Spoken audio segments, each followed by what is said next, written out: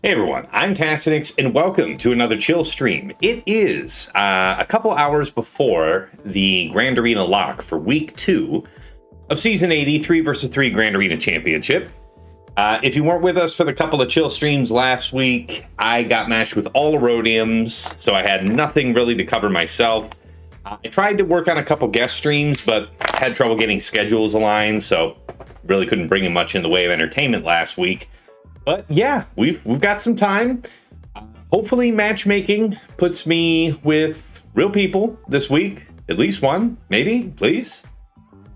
We'll find out. How's Vin Altavi today? How you doing, man? Good to see you. Frick Frack Paddywhack in the chat. Good to see you guys. Welcome, welcome, welcome. Yeah, I gotta get with Womprat. There's a few other streamers that are beating his door down with a bit more urgency than I need. To get all the stuff corrected from Stream Elements dying. I don't know if the chat works now, like on screen. I don't think it does. Yeah, I think it's busted because that's a Stream Elements integration. Hey, Garius, how's it going? Nice hat. Yeah, I bust out the Fez every once in a while. Gotta have the Stormtrooper Fez. So, guys, if you haven't been to a chill stream before, we're going to take a lot of your questions, whatever you want to talk about. Obviously, things with a Grand Arena focus are a specialty of mine, and questions for mods. Maybe a little later, we'll do a mod clinic where, somebody can drop their GG and jump in the chat with me here, and we'll take a look at cutting down through their mods.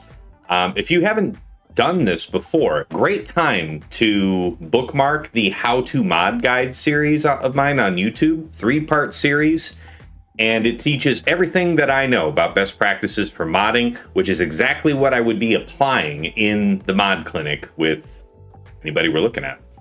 Anyway, we'll help you sort through some mods, help you answer some questions about, this or that. Is this mod good?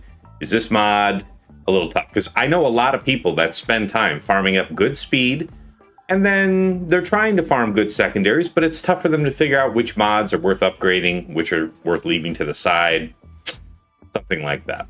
So try and do a bit of everything here today. Get your questions in the chat, and I'm just going to get started on some TB.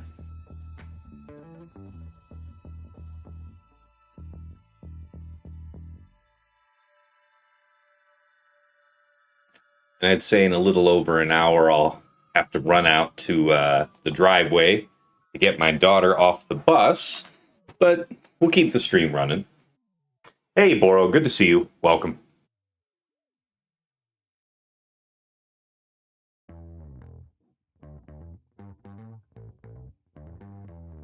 Hope you all had a good weekend.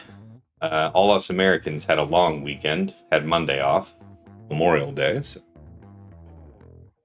You must be bored to battle our phase 2. Well, it's just chill. Well, first of all, I always do all the battles in TB. I do like TB. I'll tell you what, your opinion of TB will change when you start having every TB Omicron. Just because you have no reason not to. And then you'd be surprised what you might like to throw in on auto at any phase.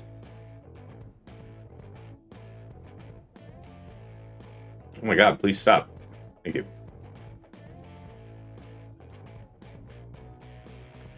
Lord Porg says, if you only get Erodiums, I'm happy to give you my account. I've been way over my head in Kyber 1 for this week. I get this offer a lot. The simple fact is, me playing somebody else's account on screen is technically a terms of service violation. And I'd not want to get my account or your account banned, so can't do that. Well, Boro, then what's not to love? What's not to love? By the way, nice. Not many people do. All right, Garius, first question. How relevant is Saw in the end to late game? I'm unsure whether to use a light speed token on him or not. He is a really good use, I think. He is almost always meta. There are very few metas I can think of where he just plain old wasn't getting any use, especially in 3 vs 3. And a lot of that was in like a pre-Luthen era. So yeah, I think Saw is a great choice. He's I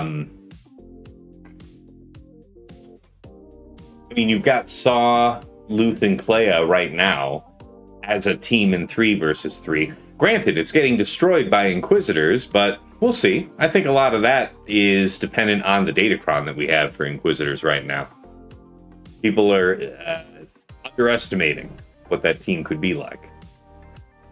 So, no, Saw is good. Saw Chirrut Bays with the Chirrut-cron is good right now. Saw Kyle with the Kyle-cron. And Luthen, I guess, would be the third. Something like that. That's another good team. And that's just talking about right now. So Saw is frequently in the meta.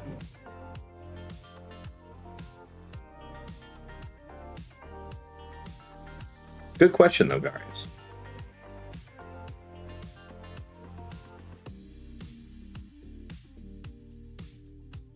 Yeah, I don't know if you heard me, if that was during the commercials, Boro, but yeah, no, it's nice having all the TV openings. Very nice.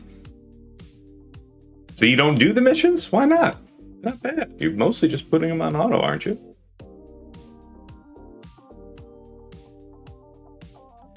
Riva has a pretty rough win rate versus Saw, Luth, and Clea with the FDC right now. I mean, that's interesting. Just about everybody's trying to overkill the Cassian team because, yeah, if you're not bringing something that can stick vulnerable or otherwise force a critical strike, use an ability that says, like, this will always critically strike if able, stuff like that, that would work. If you're not doing something like that, a lot of people can just time out on Cassian, and that's just part of Cassian's base kit. So I have seen people rotate that FDC to the Saw team, and I wasn't aware that it was specifically much more dangerous for the Inquisitors, for Riva. So thanks for sharing that with it, bud. I guess I'm not surprised people are doing it because the FDC on Cassian isn't stopping what people are using to successfully kill it. That FDC isn't stopping Queen. That FDC isn't stopping whatever else with vulnerable that you like. What Coliseum team do I currently use? Says Dr. Faust. Yeah, I can show you the secret sauce. Currently rank 1 in my little shard. And yeah. Bam lead, Drogon, Kara, Zeb, R5.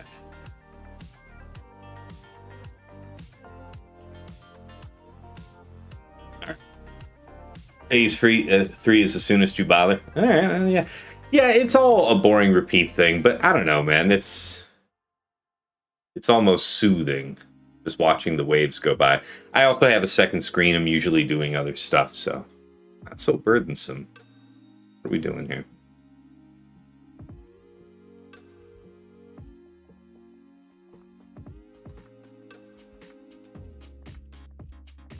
Hey, Banjo, good to see you.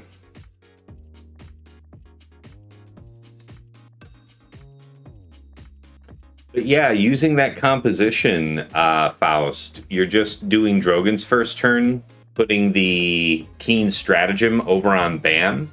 If it's a Coliseum boss where it's not just one guy, there are multiple targets, I'll save my AoE hitting abilities until Bam goes into poop stance. Then I'm throwing Kara AoE, Zeb's first special, using R5's special, the first one, just to cleanse off, like when it's the Crate Dragon, and it spits all the debuffs onto you. You use the droid ability to cleanse that, pretty much only that, otherwise you're using basic. And yeah, you're just doing BAM stuff, right? Land AoEs, stack birds, drop birds, repeat.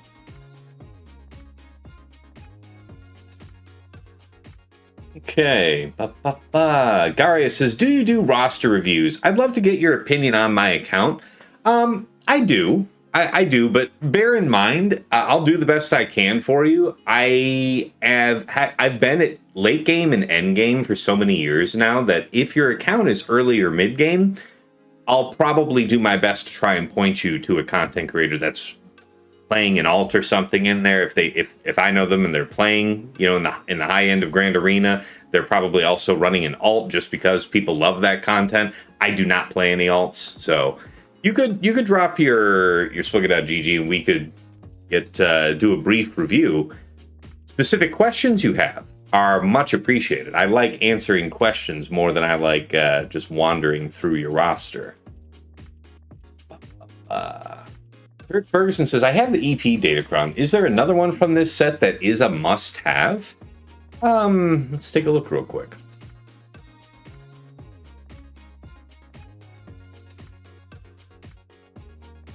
I would say the Depa. I would say the Depa one's the only one that's a must-have. So in 5 versus 5, you'd only really need to worry about having one Kron. In 3 versus 3, you could argue that if you're at a part of the game that still does the Jedi Master Mace split in 3 versus 3, so JMM, Depa, Ayla, and then you have Kelleran, Jocasta, Temple Guard, if you're doing that, then you would need 2 Depa Krons, because in 5 versus 5, you'll do one that's, what, this one? Let's see here. All right, so this is the one that's like for 5 versus 5. It's going to have the bulk level 3, the long text level 6, Depa level 9. Lots of crit damage would be super, super great for this Kron as far as stats go. And the level 3 is bulk because in the 5 versus 5 team, you're going to have Temple Guard in here, and he's going to give protection up to everybody at battle start, which is going to give you that super powerful opener that you're looking for using this level 6. Otherwise, you might go with... I get rid of all of them? There's no way I did that. I did do that. I've got to roll one of these back to being the protection up level 3. That's the answer I was going for. So yeah, protection up level 3. If you're not going to have Temple Guard in that Jedi Master Mace team, that gives you the protection up to activate the level 6 and off you go. Vin Altabi, regarding Saw Clea or Cassian Clea, both with Lucen as the third, what do you think is the better defensive team? I mean, I think that Cassian seems so very much meant to be with Vel and Cinta in 3 versus 3. And I think that the value of that team right now in this meta is more as a draw, right? Like, I see a lot of people inclined to use Queen Amidala to quickly put down Cassian. Okay, well, shit. I can set a couple teams that you might have otherwise wanted a queen instead. We can do that. To the degree that you can punish people with those type of options, that's one of the challenges of having too many teams. So, yeah, I would say that the Saw Clea is probably the more proper. Saw Clea Luthen is the more proper 3 versus 3 team. But like Livid was saying here a second ago, if you're seeing your opponents just slaughter it over and over last week, when you look at the GG data, if you see them doing it with Inquisitors, then the FDC in with the Saw team can be a problem. So again, appreciate you sharing that.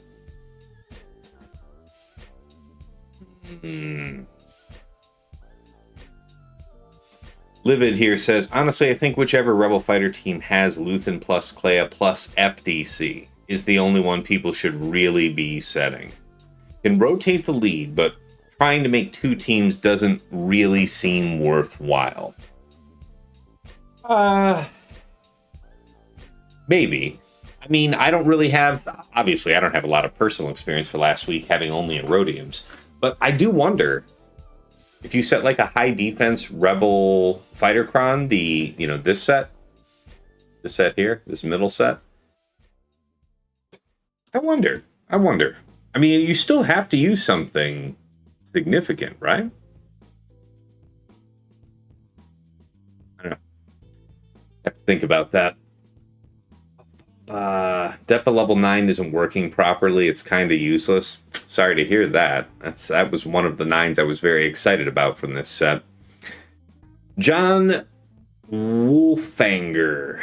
Thoughts on ISB in 3 versus 3? Had a lot of trouble with them this past round due to the constant cooldown increases. Team had both Omicrons and the FDC. Yeah, I think a lot of opponents would have seen that bottom front being a brand new team. You'd be invited to overkill it, and then if you thought to get cute, lots of manipulation. I think that what we had talked about in last week's plotting and scheming that Fatal had pointed out is that if Dedra puts Undermine on KX instead of Partagaz at battle start, and it appears to be random whether or not she does, if she puts it on KX, your enemy has a real problem. Like, KX is about to kick the dog shit out of him. Unfortunately, if she puts Undermine on Partagaz, then he can't gain turn meter anymore, and he's kind of interested in doing that. So it goes from being like overpowered to giga shit, depending on a coin flip. So your defensive results may have varied, but what I would suggest is, I guess I could pull it up on GG real quick. Also, hey, user, good to see you, man. The chat, Site, let's open this up.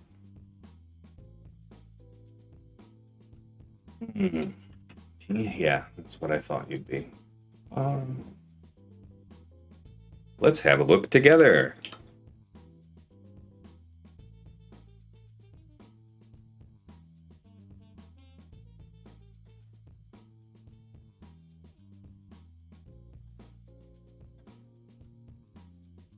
Okay, so high win rate, JML, kind of depressing. Probably not even anything super exceptional. Yeah. So, hit it with JML. I don't know how stressed you've been feeling this last week with your JML. I don't imagine too badly. Apparently, Jabba makes short work. I would expect that Treya largely would. Out of 42 battles, only 83%. Let's take a look at the losers.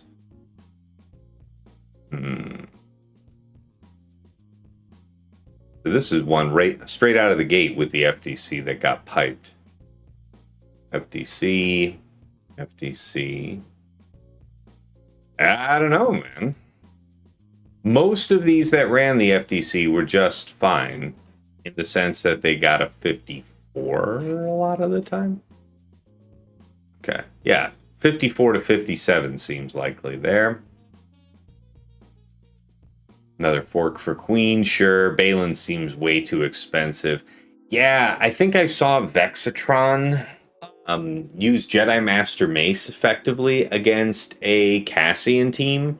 So again, not surprised to see that it would be helpful here. The key to fighting this team is just blowing through KX2. KX2's just got to go, because he is the entire damage of that team in 3 versus 3.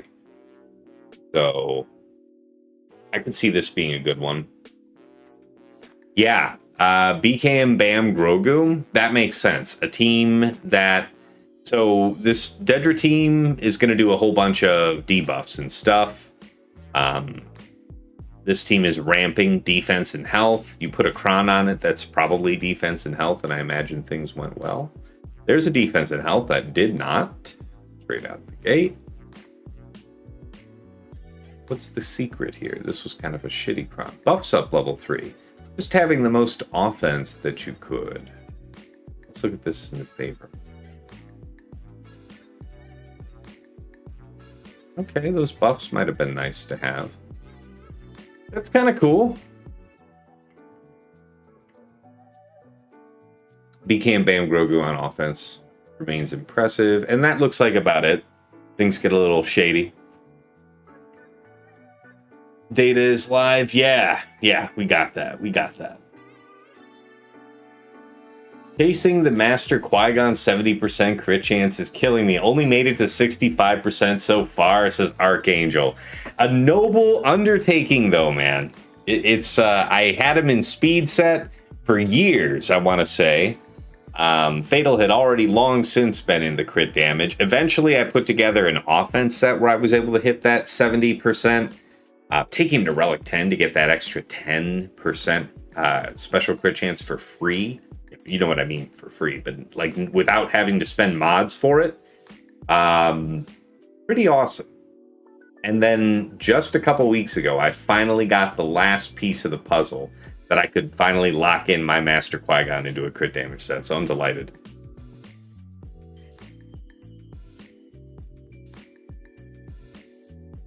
Lord Porg says, since I was not impressed by Cassie and Velcinta on defense, I used them on offense with the FDC versus Partagaz. That also had the FDC, and it was easy, felt easy. Nice to know. I wonder how well that might go without the FDC, because then you could do what Livid was suggesting. Set the Cassie and FDC on your Saw, Luth, and Clea, and let them gore themselves on that.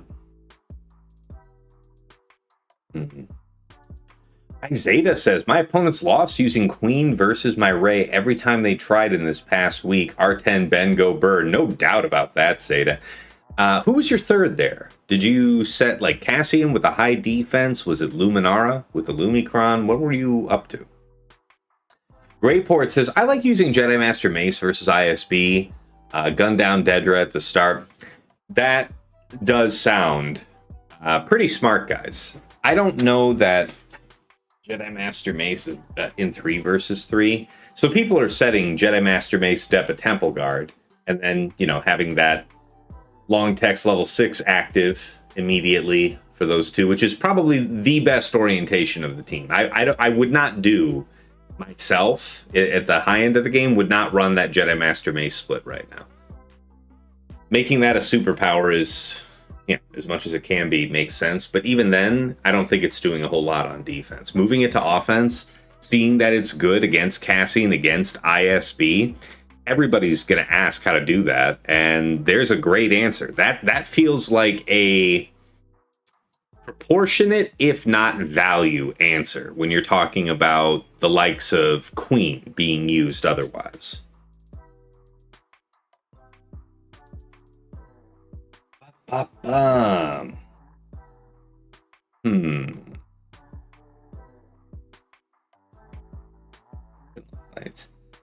Frick says, in all the fights I did, Dedra put Undermine on KX. Yeah, that's still, you have no more than 3 data points to offer for your first week, right? Unless you're running multiple accounts. So I'm hearing it's a coin toss, man. Again, did not have real fights myself last week, so living vicariously through all of you. Marin says, why do you guys have no secret in TW? Not really sure what you're meaning. Also, I am just a soldier. I just work there for TW. User says, does Ray with Lumicron get better holds versus Ray Cal last week? Well, it's going to depend on versus what, right? I wonder how much either one matters against Stranger.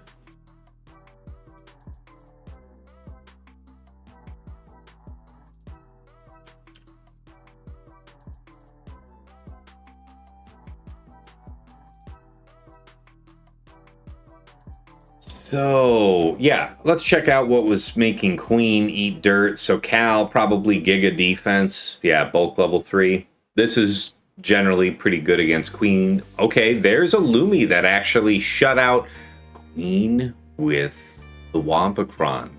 I do like this. You have so much offense here, and the true damage coming out from Ray Ultimate and from Ben Solo's AoE. With no added survivability provided by the Wampacron, if you're seeing your opponent like always using Wampacron with Queen, which was a very meta thing to do last season, last 3 versus 3, right? I think this is an exploit here because they're not going to have any added health. They're not in a strong position to take that kind of true damage. So, okay, 2 paths really to fork Queen. You can go with the loop. Ooh, this one... That's cheeky. Okay. High health. Okay.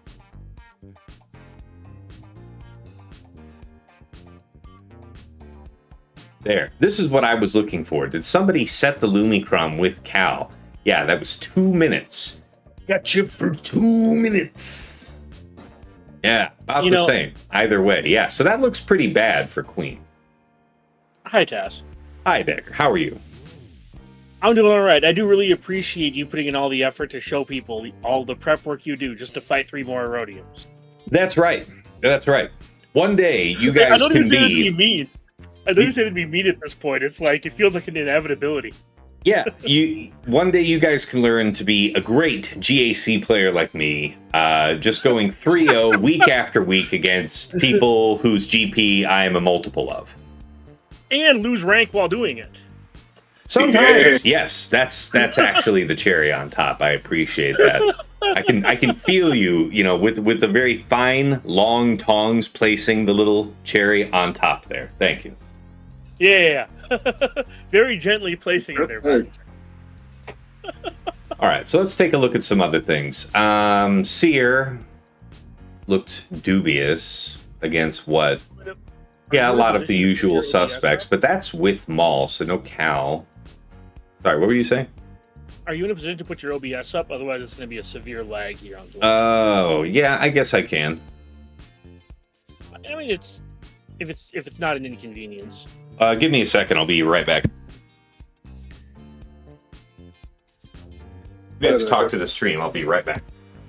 All right, time to talk about Western Conference Finals tonight, guys. OKC versus San Antonio. No! You! Fuck off. I don't think he would approve of the sports talk. No. I mean, there's also baseball, I guess we could talk about. No! NFL OTAs.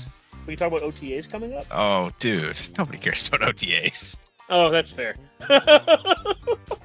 Definitely not. They didn't even care about spring training. Yeah, baseball all-star break coming up. Woohoo! Home run derby.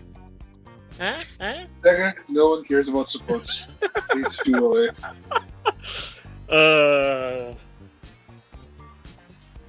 You know what I actually noticed last week that seems wild? People have been using Tuscans against DVDE on defense, and it's been winning. Yeah. I've seen like 5 screenshots of people using Tuscans against it. Yeah, I need to look through some data to figure out what the consistency on that is, but it does makes me never want to put them on defense. Me. Yeah, the screenshots and again anecdotal claims this first week have definitely amused me just from seeing what people have said they've done. That I really do need to look at the data at some point here. I did Gungans and that worked pretty easily. Yeah. But yeah, if it's losing to Tuscans, 0 chance that ever sees defense. Because there's nothing else you're using Tuscans on. Yeah. I mean, I think DVDE is I think people like the character more than it is good. Now, I'm not saying it's bad. I'm just saying, I don't know. I feel like there are a lot of ways to attack that team, especially in 3v3. So Tuscans have a 66% win rate, so maybe not that much of a counter. Yep.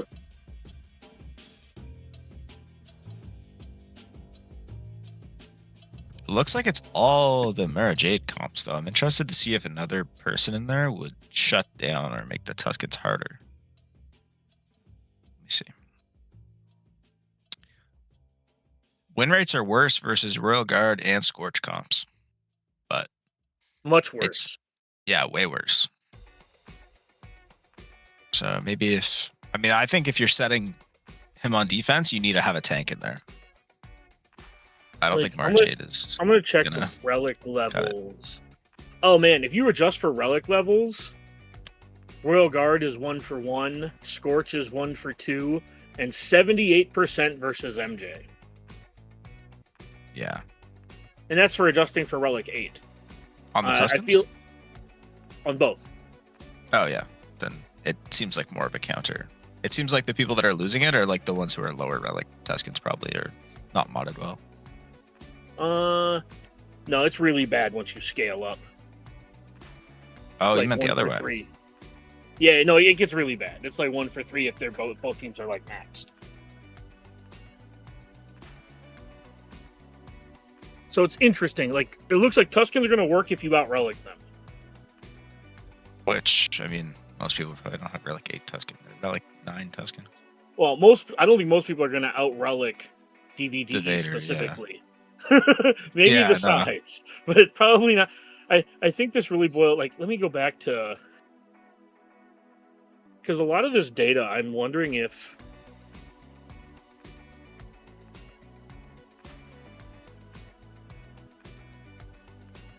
Appreciate you guys keeping the stream busy there. Yeah. Little baby Chatting T just about got the home from school. Tuskens.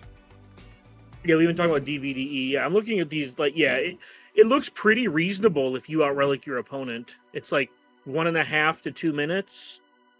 The losses are if you are down relics, specifically on DVDE. Like R9 DVDE versus like R7, R8 Tuskens is bad. But Okay. if you have parity with DVDE, let's see if the Kron does anything. Imagine most of the DVD crowns are probably all the same on defense. Purple Kron looks like it's losing more than the other Krons. What's the stat profiles here? Yeah, there's no bulk on these. Yeah, so it looks like if you have decent bulk, like, and when I say decent, I mean like it's like 150% defense or like 30% protection, something like that. Like this one is like 90% defense, 27% prot, 35% health, 40%, 43%, or sorry, 35% health, 43% defense, right? Like the amount of bulk you need to beat to punch across doesn't seem to be too much. But you fail pretty hard if you don't have bulk on your side. Some amount of bulk. We're in the last couple of minutes of getting my daughter settled in, and then we'll be back on course for the show. Appreciate you fielding some of the questions here, Dagger. I think we are live on Discord now. Oh no, I was asking people about the MLB All-Star break and tonight's Game 5 of OKC and San Antonio. Isaiah and Shake were the ones talking to chat. I didn't do shit. I got you. Look at this, what Banja just linked here. So here's somebody's queen with one of the new sets. So I don't know if this was enough crit damage or if that made a difference. But it is Cassian Valcinta with the FDC. And I've seen this stomp through. And that's using just like a high crit damage blue purple set light side with offensive buffs level 3, something like that. Jabba eating it, Lord Vader eating it. Very surprising. I'm going to be honest, and I'm not saying anything mean about anybody specifically, but that almost looks like a skill issue after seeing like Lord Vader lose to it.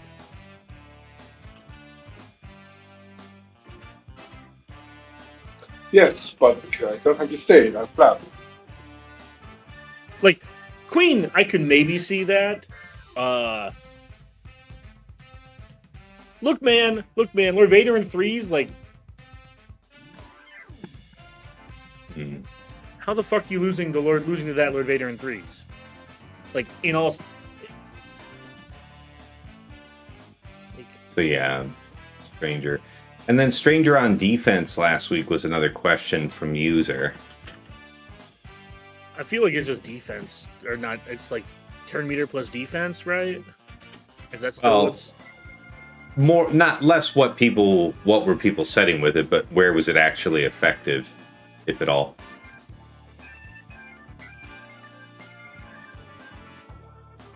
Okay, so yeah, 81% with Sateel having no Jolie, 87% with Jolie. That makes sense. But are you adjusting for turn meter level 3? I didn't filter specifically for that. I mean, we can. I feel like that hurts Sateel quite a bit. I feel like it makes exactly zero difference at all. Oh no, you killed my JK. I guess I'll bring him back. Well, the non-Jolie one. Well, yeah, if you're doing that, then you are playing with fire, yes. Well, but yeah, because you specifically said not the non-Jolie one. No, I was reading that. I was literally reading from the top down on the screen first, and that was the Sateel comp that came first. Yeah. Fine. So there you have it. With Jolie, no difference made. 70, just under 80% win rate. If you're going to hazard it without Jolie, you should not hazard it without Jolie. Yeah. Wait. What was What was the straight loss here? Oh, you used a cron with only 22% protection on the stat. Grim times. Okay. Let's see. What else? Queen. Interesting. Queen was not doing as well. Queen with the Lumicron was doing just fine. Yeah, this is what I'm talking about. A purple set with light side offensive buffs level 3, crit damage. Armor penetration really isn't that big of a deal because only Padawan Obi-Wan benefits and he has a low base value, so it's very but not surprised that this Kron did the job. Okay. Yeah, I mean, there's a variety of paths with Queen to go through. So I think Queen is an underrated counter to Stranger. Mm-hmm. Fair. Pyra King, interesting. Yeah, this is one of the few teams on defense that could potentially strip banners from a slacker counter, like getting the 53 or something like that, so I'd be loath to take that off defense. Anyway, good questions. Livid says, my queen killed Ray Lumi before ult. That's fine. I mean, we saw scrolling through, there were people who won, but also a lot of people who lost, and that's why I was surprised by it. Now, I know there's some other questions here. What are the stat profiles on the losses that Queen has versus Ray? Queen versus Ray? Yeah, you said that there were a lot that lost. I was curious to what the stat profile for all those crowns. Well, there was a few. That's what made it so interesting. And there was a variety of datacrons used on offense as well. Yeah, you're talking Lumi with Lumicron, Cal with Lumicron, Cal with high defense. Okay. Like, seriously, like actual variety here. Here's even a pink set holding up with no added defense, just a massive amount of health against the Wampacron, right? So living long enough to do multiple rounds of crew damage. Yeah. So there's a variety there. Not bad. All right. I feel like that loss with the Wampacron versus Cal might have been a skill issue. I don't, or it might be a modding issue because if you click the middle on Ben, I don't know how you lose that fight in like a minute. Change because they lost fast. Let me anyways, sorry, let me get to the next question here. I'm just trying to think how you lose in a minute and small change with Queen if you open with middle on Ben. All right. Six Lime says, hi Tass, the Snipscron looks fun for setting up a big courage bomb in 5 vs 5 if you set the speeds just right. Who do you think would be a good target? In fives? Who to use it against? I don't know. Probably not really usable in like Kyber 1 of 5s, even with a courage bomb. I think if you want to set it as a gimmick team to throw somebody off as a 15th team, like your weakest team on the board, maybe you strip some banners, but I would definitely not use it, like setting it on defense, I mean. But I don't think I really see myself using it on offense. Not in 5 vs 5. In 3, just Moff Gideon's presence, just his literal presence, is more effective than the Snipscron. If you're talking about courage bombs, just a Padme GMY Moff Gideon, and you'll have like 30 stacks just popping people. Yeah. If you're so inclined. Like, if courage bomb is what you want to do, like, Moff Gideon is much better for that plan. Sure. All right. Let me pull something up here to answer the question. Next question in the chat. Somebody was asking, am I remodding my Jabba and Kersantin in response to, Marin no longer being really a thing? So I did remod my Kersantin. This will be live for this week for all that it matters if I get a ton of Erodiums. But, yeah, this is what we're rolling with, guys. Oh, yeah. Could not slam the R10 on him fast enough once they nuked Marin. Yeah, him at R10 hit a real sweet spot for me, guys. Look at that. We're over 300,000 life total. Now, we still got the added protection from the Omicron and everything, but leaning more into health leaves us less exposed to people running the Queen counter to Jabba. And I like that a lot. Also, doesn't Great Mothers have... This might not be a threes thing, but doesn't Great Mothers also have some play versus this? So that might be a fives thing, not a threes thing, but I digress. Yeah, I think that is a fives thing. Yeah, but to your point, like it's just a better hedge with him to actually lean into health these days. However, if you look, I've got some great protection secondaries on him, so he's just massive. Over 300,000 life total, over 80% armor. It's the dream. It's exactly where I want him to be. Like I said, could not apply this one fast enough once Merrin no longer preyed on it. And then Jabba is not changed. I see no reason for me to change Jabba. I thought you were going to say irrelevant, and I was going to agree. Yeah, I saw nothing compelled me to change. I have him in a great speed tenacity set. 2 health primaries, and I guess a tenacity cross, yeah. Just over 200% tenacity, 204, 562 speed, 143,000 health. He's been like this for a very, very long time. And I see no reason to change it. I have considered moving him over to 3 health primaries, maybe even 4, only because it feels like these days, if people are going to be applying debuffs, they're just applying their debuffs, right? They either can't be resisted or, like, so many of the new teams just give themselves like a bajillion potency to where if you're not willing to go all in on tenacity, it feels not enough. So I have toyed with that. Just putting him into like a speed health set or a speed defense set with health primaries.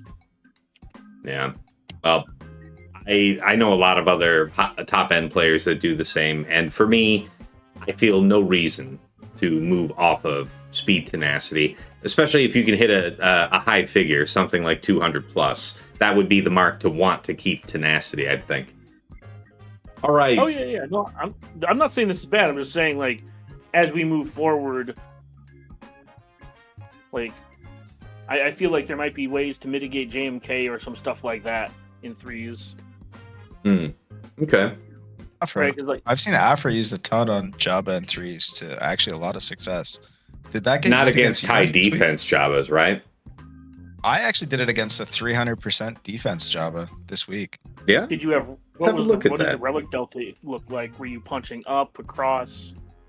It was a cross, I'm pretty sure. It was a 9 Chrysanthemum. I want to say 8 or 9 on Bausch, and then obviously like 9 on Jabba. So But my Afra was 7, and I think my BT is 8 or 9. Yeah. Not sure.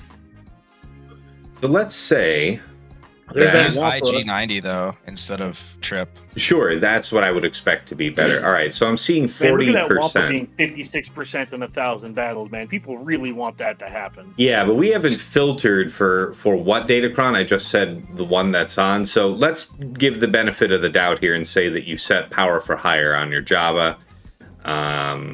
We'll say what?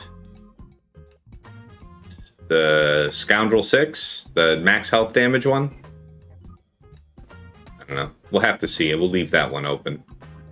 Let's leave it like that. All right, 42% Afra BT1 on 183 fights. What was making it successful? Turn meter to match turn meter, if you saw it. Did we feature high defense? This is only 230. It's a good chunk, but I believe that a well-equipped Afra would probably be able to bully through. If you're talking 300, 350, pushing 400% defense, I do wonder. So we'll look for that. Yeah, people are making sure that where they're seeing the 25% to match it. That's interesting. Wow, they went with high defense on this one. They went with the reset. Okay, this is turn meter, reset, turn meter. So you have some latitude there on the 6. 10%. Yeah, this one I would have thought would have been a problem. Just this. Okay, so let's get to the part where people start just eating shit. All right. Big chunk of health, but what did you do wrong? You had... This is actually something that has won for other people. So, Relic Delta, disfavoring. Afra probably... So, with Afra Relic 7, that means that the summon would be pretty weak, pretty easily killed. And, yeah, you can't really deal with that after that point. This one had reasonable armor penetration and crit damage, but what? Huh. Light side buffs up level 3. High health and defense. They were just able to out-survive and then minor relic delta against them. Defense. Not even super high defense. What's up with these? It's also probably one of those things where if they go directly after Afra, you probably still lose that if they. But he starts under stealth, right? They don't have a haha dumbass I pull you out of stealth immediately ability, right? No, she starts under stealth because of IG90. Yeah, so they can't get at her immediately. It's Yeah, but what I'm saying is like when you look at the backouts, I'm pretty sure that's just Afra getting hard focused. I'm not saying that they hit her like turn 1. I'm just saying like the hardest wins are the ones where Afra's hard focused. Times are all over the place. Wow. Nah, I'd say 42% win rate's pretty damning. If you as an individual are having good results, bless you. You know, don't let me tell you you're wrong. But by the numbers, situation grim.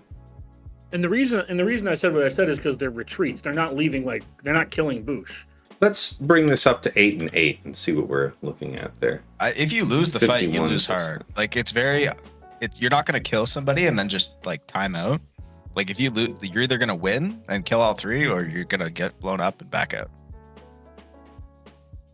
It's very. I don't see a scenario at all where I actually won one time with only my Afra alive, doing the middle special, getting like 1 million hits from the summon. Sure. Well, okay, fine. So if you're telling people it's winning, you can feel free to share with the audience that you won with just Afra, barely alive. That one time, but then the other time it was a 57. Okay. So against like 300% defense cron. But they had a turn meter and I had to match it with turn meter because I feel like if you don't, then you're going to start like way behind the 8 ball. Can you put it at 9 and 9 because the win percentage went up at 8, and I'm wondering if the Afra team scales better than the Jabba team. 60. Oh. Yeah. Probably does actually. 60%. Yeah, and I also went 1 and 3 last week, so take or 1 and 2 last week. Check this though. This is probably the unintuitive part. The high defense on this cron is what's making it come out for high banners. That's the difference.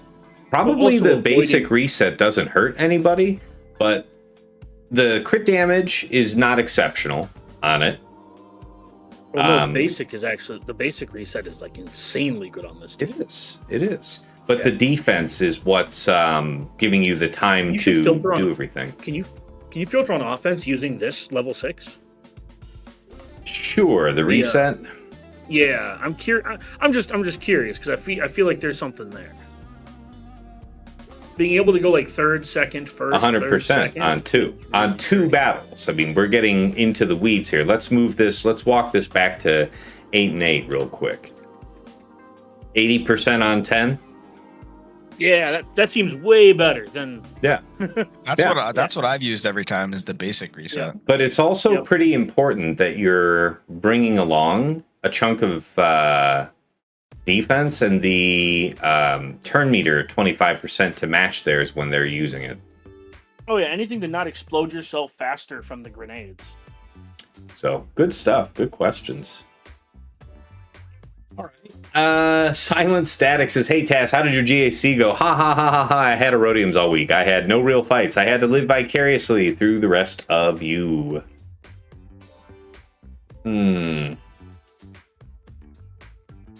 Tass, you should ask me how well I did with only half of my defense having crons on it. Sorry? Say again? I went 2-1 in the top 100 with half my teams not having crons. Fair. Fair. It's so silly. Sorry, I actually need to fix my defense. Check out the two-man Satil versus JKR. Nah, RT, I'm not doing that, man. Like, I would never risk that. I would never, like, especially in High Kyber 1, if you're... That's not probable to work, man. Possible, I believe, but anything is possible, yeah. How are the Satil win rates against Lord Vader? I'm interested fair. to see how that translates from 5s to 3s. I won once and lost once, and the time I lost was because JKR died with Order 66, and then apparently that makes it so you can't revive them, even though they're immune to stopping the revives. So that was cool. Yep, known bug. Thanks, CG. What are you expecting to see? You know what? Let's not specify. All right, you were wanting to know Satil. 55% win rate. So your better option here, you are trying to end this fight before Lord Vader's ramped high enough to kill you, because even with Jolie, you have a vanishing chance of winning that. So what does this look like if you're going to win? You're seeing it with turn meter, high health, and defense getting blown out. That makes sense. Defense offers nothing against true damage. I thought about doing this against Satil myself, setting the Darth Revan FDC, the 100% health, the 100% armor penetration. Incredible for his team. Well, for him and Oppo anyway. But still, this is a decent one. This isn't even a super good one. Good cron here. It's turn meter refund. It's 50% protection on the stat. Minor amount of defense. Okay. But yeah, this one gets torn up. Some health gets torn up. Yeah, high protection is just going to massacre this.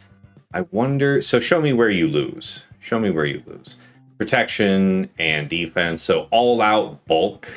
That's what I would have expected. Taking turn meter into, so yes, if you're going to go in with minor amounts of protection, you're not going to get the job done. This was a timeout, so they were able to go the distance time-wise, but they were not effective in getting a kill. Check that out. Yes, the Sith Cron. I kind of like this one, by the way. The max health damage level 3, huge chunk of health. Health and crit damage makes a lot of sense to be anti-Satil, right? So having a cron like this is a great idea. Yeah, see this? You see this? This max health 3 with some health and protection. Just go for life total. That's your only mitigation to true damage. Okay, but this one didn't even have any bulk, right? This was just more armor penetration oriented. Then again, yeah, only 46% protection. And Relic Delta. Not the best. I think a lot of people don't realize that the level 3 bulk works way differently with Satil than it does with JML. And you're almost better off bringing that than having the protection stat on the Datacrons from the green set. I mean, if you're bringing more than 45% protection on the stat, you could make a case for it in 3 versus 3, right? But why choose? Why not have both? Like you said, take that bulk level 3 and the same newest set that also has protection on the stat. Have it both ways. Ray Barris is the rating. Ray Barris is the way to go, says Frick Frack on defense. I made my Barris real big. Yeah, we saw some results there.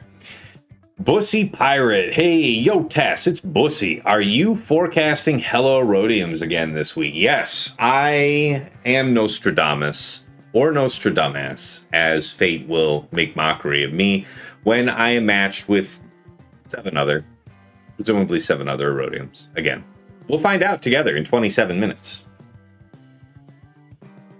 Silent Static says, I'm confused on the Erodium joke. I thought you were top 50. I'm a newbie here.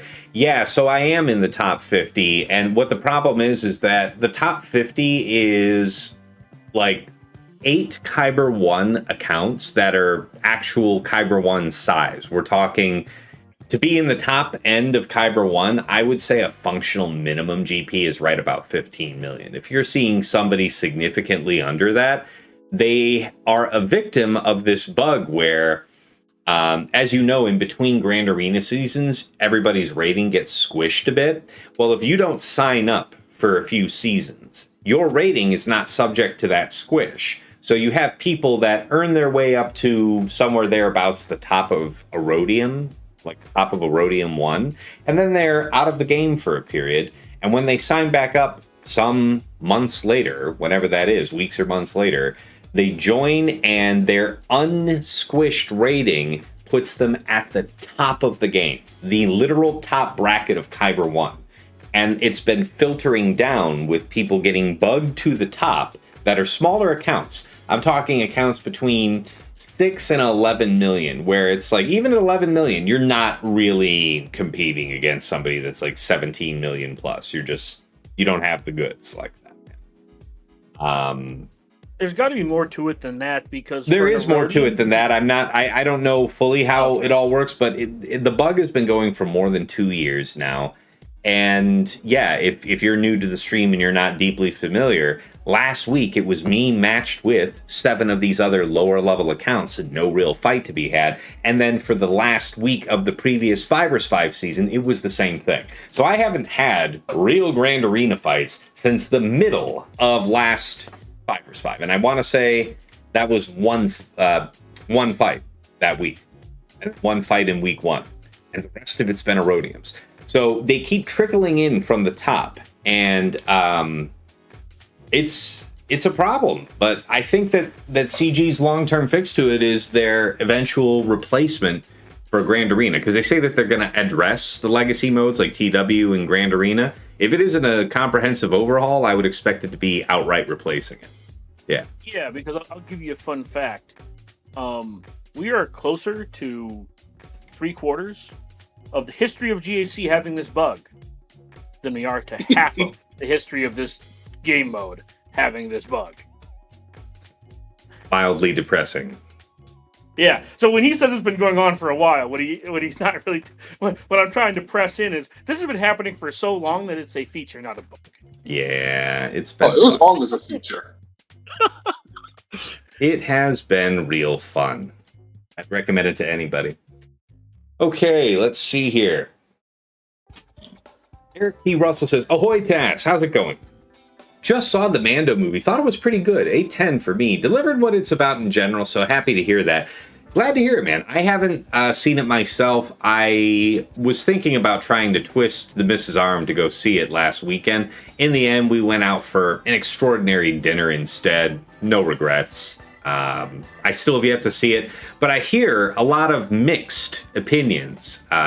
It's tough to parse out legitimate criticism from the usual, everything I liked about Star Wars, I was 7 years old, and if it's in any way deviant from my expectations when I was 7 years old, then it is a disservice to me and the fan base and everyone. And so it's tough to actually parse out, like, real legitimate criticism. So I see all the negativity, and I hear from most of the real people I'm talking to, they liked it. I've heard some measured criticism saying that you could tell that this started out as something that was originally developed as a television show that they pivoted over into being a movie.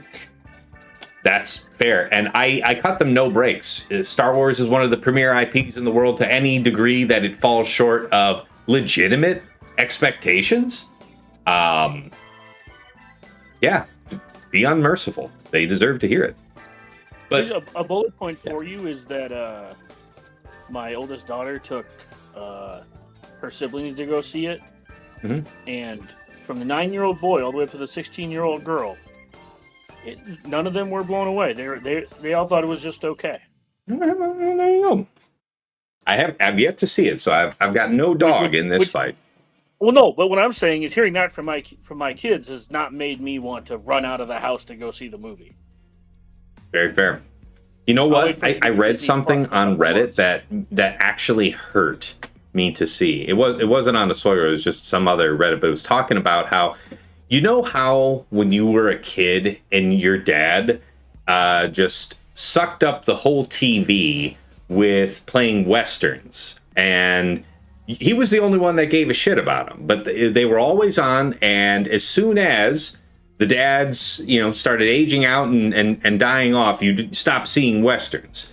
And that's what this somebody on Reddit was saying, that they fear that Star Wars has become. It's kind of like that now. It's something that you're stuck watching on the couch with dad. You don't give a shit about it yourself. It's become boomer-tacular, and I really don't want that to be the case. I hope that Disney is super, super sensitive to that perception.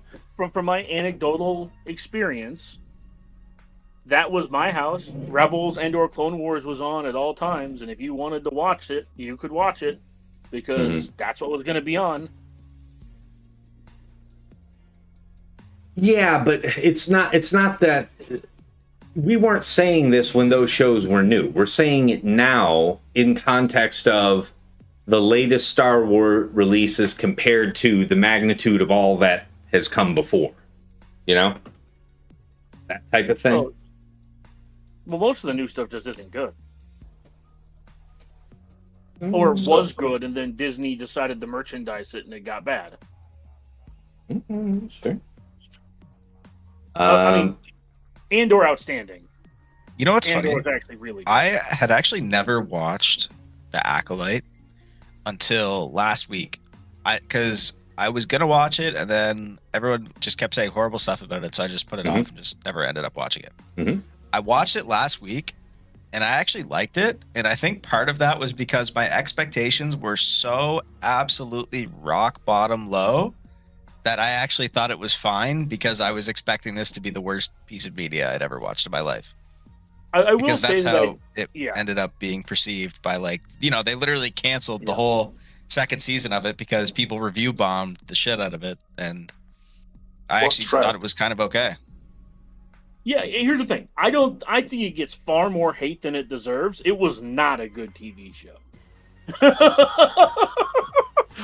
But I do think that there are a lot of people who just viscerally hate it for their own reasons. Well, and remember, so much of what we perceive as like online hate or dumb takes is actual engagement farming bots. Like here, Lapin Kolta in the chat says, I hate today's influencers starting the hate train before the movie's even out. Same's happening with Odysseus. It's practically a shit movie before it's even released, as far as anybody might tell you. Yeah, Odysseus looks like it's about to be insanely good, though. Yeah, well, that's the thing. I saw some criticism, People just like doom scrolling on Twitter the other day, and somebody was saying, like, look at this filming location in real life compared to how dull and foggy and gray and everything they made it look, and it's like, my brother in fucking Christ, this scene is held on the coast where Odysseus just came back and Athena obscured the land so that he would not recognize it. It is actually part of the fucking story, you goddamn rube. And then you sit there and wonder, wait a minute, I just bit on the engagement bait. I just bit on the rage bait. There's a server rack with a whole bunch of cell phones with ChatGPT making these posts, and here I am getting pissed off at it. So don't be drawn in, folks. Well, when I'm talking about The Acolyte, I mean, you and I both know people who fucking hated that show. Like, I hate that show. I do not think it was. I do not think it was worth anywhere near the amount of time that I had to spend for the couple things that were interesting to watch in that entire show. I still think the first half of the Boba Fett show was worse. No. I would just compare whole show to whole show and whole show to whole show. I had a stronger visceral reaction of hatred to Acolyte. That's fair. Yeah, I also think that like the whole hatred for Odysseus has more to do with people. I mean, this is going to be true most of the time. People forget about Greek mythology and how, like, even if people don't like or dislike it or whatever, like you said about Odysseus? people being mad about the actual story. Well, who's Odysseus in this new upcoming movie? The Odyssey is of Odysseus? Question mark? Sorry? The Odyssey is the trials of Odysseus? Question mark? I'm Are you assuming asking that if the movie movie's is out? properly being called The Odyssey, but I have no idea. Well, sorry. Okay, fair. I'm mostly pointing out that you already said like one of the scenes in there actually happened in Greek mythology, but people are bitching about it. My point is No, that no, no, a no, lot no, of no, it, no, no, no, no, no, no. You misunderstood my question a second ago. I asked who is playing Odysseus? Who is the actor? Oh, I believe it's Ellen. I believe it's Elliot Page? Question mark. Oh, real? It is, yeah. It is, yeah. Yeah. And then people went on a whole tangent about. Yeah, I'm not even gonna get into that, but Yeah, it's dumb. Like, Yeah. whatever. Like, yeah, people. Yeah, people I can mean, be I'd have to any see it. transphobic they want to be on the internet, and everyone will see it for what it is. But Yeah, it depends. I mean, there's already some legitimate criticism that I could see coming towards the movie because you could tell by some of the armor that they're wearing that that's not armor that would have been from that period in Greece. So, Matt Damon is Odysseus? Okay. I mean, because I'm thinking that you do kind of need a classic male archetype to be Odysseus. So that makes sense. Yeah. Achilles, fair. you could have played by. There have been many different depictions of Achilles, so I don't really see what the issue is with that. I mean, Achilles could easily be a twink. Achilles, like, and Greeks love them. Let me tell you, few people in history have famously loved twinks more than the Greeks. All right, so I'm just saying, like, Odysseus, like, dressed up like a woman and hid during a fight. Or not, don't Google it on a work machine, but not Odysseus.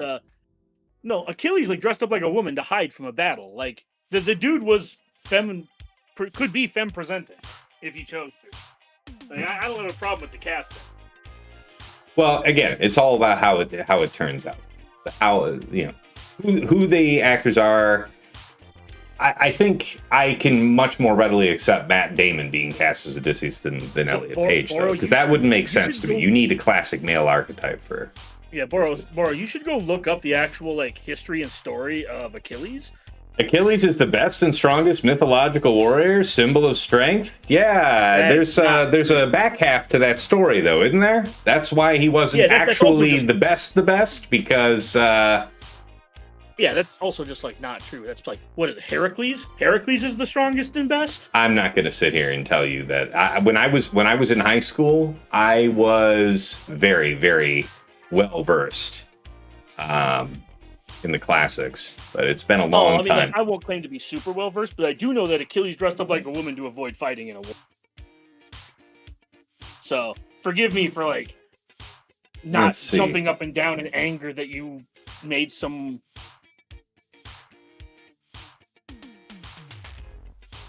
Strongest mythological warrior. Yeah, I mean, but strength as a Greek ideal was not expressed in terms of physical ideals, was not expressed by somebody who looked like he was on roids. So depending on how Elliot Page is depicted, if there's been some serious weight room, if there's been some steroids, if there's been some CG, over top. Again, it's about the how. So I don't know. Yeah, I mean, but having like a pretty faced Achilles or something like that, a feminine faced Achilles, I don't necessarily think is outrageous. Yeah, and I was just gonna say, like, I feel like, and it's been a while since I've done anything related to Greek mythology, but yeah, I feel like they cared more about, as far as the strength went. A lot of their people were like cut, but like svelte. Now, they didn't have a lot of the bruiser, big muscled, rock-looking motherfuckers. Drexby in the chat says something I just can't unsee Matt Damon. Instantly takes me out of the fantasy epic. I'm deliberately not looking at anything that's been like leaked photos, images, stuff. I saw some of the set pieces and the armor pieces, and that's how I knew it's like, they're not. They're going for a stylized vision of the story, right? They're not looking to have something that has, period appropriate appearance entirely throughout. They're taking a very stylized approach to this telling of the story. So, okay, fine. Matt Damon, if I see Matt Damon as Matt Damon, I would agree. Like they got to hit the man with the beard. I need to see him looking like Gerard Butler, beard-wise. That's what I need to see. Also, I am one of those people as well who, like, when there's an IP that I like or I enjoy, it's hard for me to see established actors. For example, when the Hunger Games came out, I was very happy that most of the main cast were mostly B-list or up-and-coming actors and actresses. And for things like this, I would personally prefer they be up-and-coming guys, like when Alan Richter, the guy who did the guy who now plays Reacher, was Hercules. I could see that guy, that big corn-fed son of a bitch, being yeah. Hercules. I could see that. But at the same time, you have to sell tickets, and Matt Damon is going to sell tickets. Fair. I'm sure that was a huge part of the calculus. Yeah, regardless of how good the movie is, Matt Damon is a hedge to make sure you make your money back. Yeah, so Boro says Elliot Page / Achilles is depicted like a super thin dwarf in the movie. If that's a fair characterization, that doesn't sound great. Yeah, that doesn't sound great. We'll have to see. I'll probably see it because I mean, dude, Gerard I love Butler's that book. Back in high school, I loved that book. Gerard Butler's old as shit. Oh my god, actually, Matt Damon's old as shit too. Fuck yeah, I was about to say, don't let that stop you. Just looked at a picture of Matt Damon. Never mind. Holy shit. Yeah, we're a long way from Scotty doesn't know, man. No, that's what I'm saying. Like, when I think of Matt Damon, I still think of like Born Supremacy and Scotty Doesn't Know. Yeah, I would have to assume, Zuli and Boro, that Gerard Butler was on the short list for the casting, but my guess is somebody in the room said, so we're just making 300 and not calling it 300? That's what, like, the person looking at this online is going to think. Well, yeah, that, and I think Matt Damon has more star power, and this is coming out during the summer. Fair. And this is coming out during the summer, which are when like they try to make like blockbusters.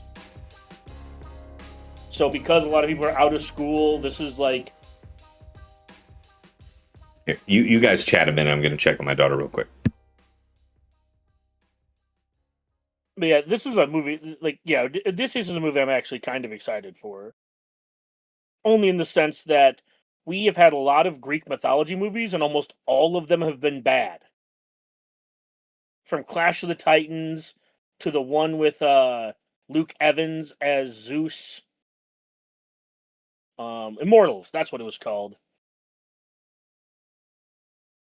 We had so many just bad Greek mythology movies. I would love to have at least one more good one.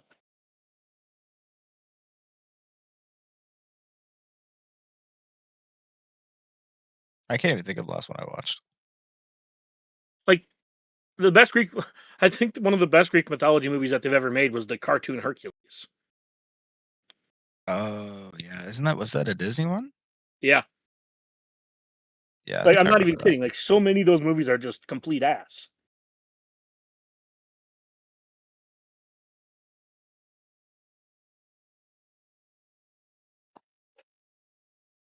I mean, actually, that's not true. 300 was good for what it was. This Is Sparta still lives on. True. I found out recently that they made a second movie to that.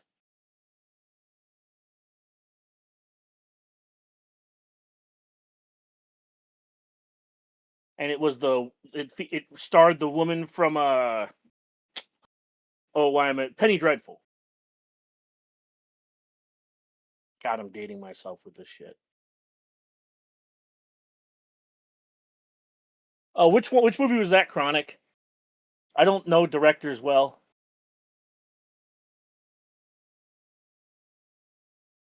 The only director I know well is Tarantino, but that's because he puts himself in all his movies. Yeah, there you go, Boro.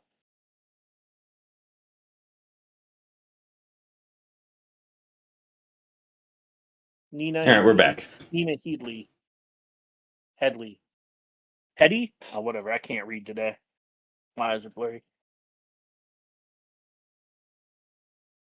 10 minutes until lock, silent static. I appreciate it, man. I'm good. I did all my crazy stuff here the last few days. What is your favorite Greek mythology movie, Tass? Wow. Yeah. They're one that I like because I like the books, guys. I said the Disney Hercules movie. I mean, I like that movie, not as a faithful rendition, but as an entertainment product, yeah. Seriously, I'm trying to think of one that I really like. I remember being pumped for Clash. Sorry, go ahead. Oh, so I remember being pumped for Clash of the Titans based on the. I remember that being really shitty, though. It was, but I said based on the trailer, I was really pumped for that movie when it came out. It was really bad. I've been burned before. Immortals was bad. Yeah. No, Lord Porg saying, as a Greek person, the cast choices have already taken me out of immersion. Not saying it's good or bad until I see it, but I'm skeptical at best. I think that for a few of the points that have been made here, there's some legitimate concern, I think. Yeah. Yeah. But it really depends. I appreciate the skepticism. I do. It looks like, Six Slime is saying it looks like Elliot is playing a member of the crew, not Achilles. We got to get our story straight here, people. Somebody pull up the bill on that. Who's actually who? All right. Troy was a great movie. That was actually really good. And if you were to tell me the best depiction of Achilles, that would absolutely be the one. That would absolutely be the one. I also really liked what's his name, his depiction of Agamemnon. That was exactly who I thought Agamemnon would be. Just a completely self-important, naive, short-sighted dick. Just fantastic. I love that. Paige is playing the ghost of Achilles. So a withered dwarf ghost sounds maybe more appropriate of the ghost of Achilles than living Achilles, so I could live with that. Elliot Page looks like he has a bit part, but Manilos is Joe Bernthal, so that's kind of cool. Okay. Zendaya is Athena. Wow. Okay. Yeah, Zendaya is Athena. Yes, I know Zendaya is Athena. That's a cool one. Yeah, Robert Pattinson, Tom Holland. Robert Pattinson is who? And Hathaway's Penelope is great. Huge fan of that. Wait, Robert Pattinson is who? Antinous. Okay. Yeah, I don't remember who that is at the top of my head, but yeah. Christopher Light in the chat says, "Hey Tassenix, my trick with General Syndulla at Ezra works. Great Mothers got a 0% win rate on GAC. I hope you like it." Man, I'm glad to hear. I asked you to report back with the results from week 1, and here you are saying that folks got a 0% win rate against your General Syndulla lead, Ahsoka Ezra, here in 3s. Really glad you came back to report on that. Awesome. Thank you for sharing. And if I have real matches this week, I'll let you know, man. I'll let you know. I was low key looking at the cast. This feels like Ocean's 11, where they went and got some of the biggest names they possibly could, and the movie's going to be probably fun, but ultimately not very. I think that's probably the most probable read. Sorry.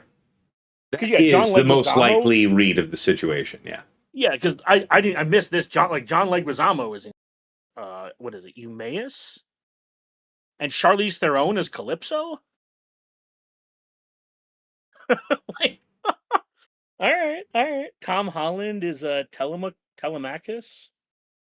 Yeah. Okay. Yeah, that's what I'm saying. Like they got this is almost a who's who. There it is. Vinal Tavi, Brian Cox as Agamemnon in Troy. That was great. I love that performance.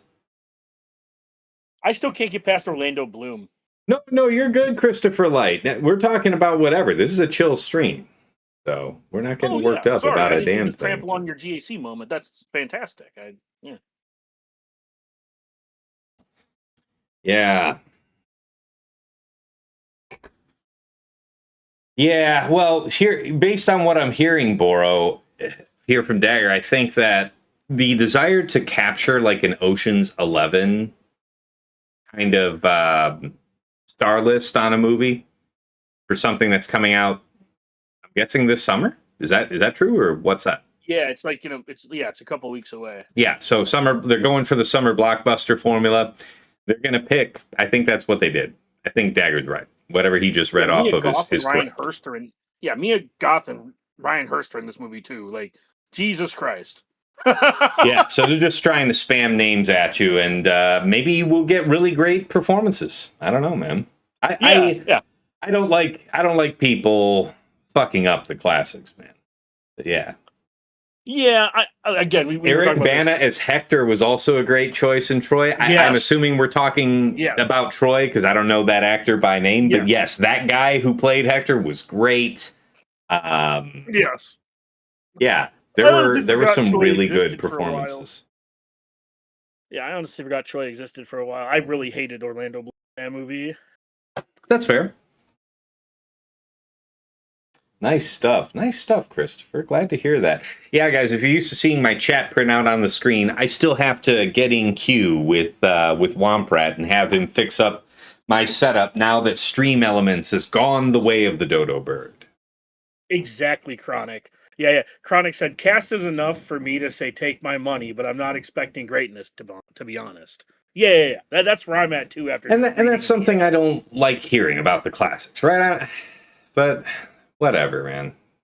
Well, I'll still probably end up seeing it. Disappointing that read of it just trying to capture like an Ocean's 11 vibe with an ensemble cast. That's seems pretty likely to me. Orlando Bloom was perfect as a coward. Yeah, he looks so green there. I thought it was a good casting. If you didn't like him as a character, you were not meant to like him. This is good acting. I don't know. All right, GAC is up. Who do you have? Yeah, let's find out. I guess really quick. I guess it was rough for me because I watched Lord of the Rings first, and watching Legolas go into that felt really bad. Yeah, you don't like you liked Orlando Bloom as a hero, not as a punk ass bitch. Yeah. I agree. It was probably great acting for sure. Like I'm just being honest. No, I understand. And then I saw him in Pirates of the Caribbean, and I'm like, okay. I like this version of him. Oh, by the way, if you haven't seen Orlando Bloom's performance in the Three Musketeers remake in the mid 2010s with Mia Jovovich or whatever her name is, okay, that movie is really fucking bad. But Christoph Waltz and Orlando Bloom make it wild. Yeah, Depressed Wampa. By the way, good to see you in the chat, man. Hope you're doing well. Hope life is treating you well on the other side of the game. Oh, I didn't even know you quit. I'm sorry to hear that, dude. Oh yeah, man. He stepped away a few months ago, man. But you know, I always recognize patrons or former patrons, especially that name pops up. Look, I've been like very out of it for the last 2 months. You're a bum. Mm-hmm. Yeah. Mm-hmm.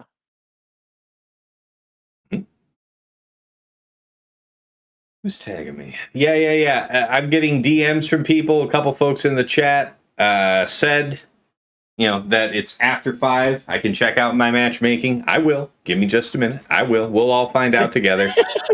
I'm actually kind of dreading it, guys. Two solid Grand Arena weeks in a row of no real fights, man. I need it. And I'm glad you like the mall hat the most, Christopher. I got to rotate them, though. I haven't worn the fez in a few days. All right. Let's see what we got here. We honestly need to get you a Darth Vader hat. That's a real player. That's a Phantom's Menace guy. Ha! That's a real player. Ha! First time in 3 weeks, lads. It's a match. Okay, so he's going to play just like all of these Phantom's Menace guys do. It's going to be a cheese match. I'm going to win by 2 or lose by 5. That's going to be the story of this. So, good. That's good. Check your whole bracket. How many? That's good. Yeah. We'll have a look-see. Did I get put into bracket 1? Oh, shit. It's Phantom's Menace, Sasha, Herbert, me, and then let's check this real quick. Yeah, that's a 1. 3 real opponents. That's hot. That's a 2. I think you're another. Yep, that's a 3. Okay, yeah, it's 4. So it's 4 legitimate players. and 4 Erodiums. So does this mean I'm somehow in bracket 1? Where am I in the general sense? Look, I'm not saying I'm not happy for you, Tass, but I'm almost happier for Sasha. Oh man, this is it, boys. We made it. We made it. So a couple of these people that looks like they're keeping me out of the top 8. They didn't actually sign up for the week. That's why we're seeing it this way. Oh man. It's been a few months, guys, but we're actually back in the top bracket. I have no idea how. I have no control of anything these days. So, fantastic. Let's have some real fights this week. Tune in. What is it going to be? Probably Thursday in the afternoon for this first round. Is this the part where you lose your one real match and then fight 2 Erodiums anyways? No! Shut up! Sorry. Remember, with 4 real players in the bracket, that means that I'm almost certain to have 2 real rounds. Somebody's got to lose besides me if I lose. Yeah, but if 2 Erodiums play each other in the first round. Again, there's a chance you don't get a matchup in round. Listen, both of you can just shut the fuck up. How's that sound? Eric T. Russell says, another Lego building session. Yeah, guys, if you got... so I'm going to... my wife bought me the Darth Vader bust that I built the other day. If you were not here for the Lego stream, that was really, really fun. But I'll showcase this here again. We built this over, I want to say, like 2.5 hours, something like that. And this thing is dope. You got the little separate Darth Vader there, Lego Darth Vader. I love it. I'm super jelly. This thing is great, man. This is great. And I told her, get me more things that are Empire. Get me Star Destroyers, TIE Fighters, stuff like that. We'll figure something out. But yeah, I will. You guys, if I get specific like donations on PayPal and you tag it that you want it to go towards the Lego Fund, I will earmark it for that. I won't spend that towards packs or anything in game or anything else.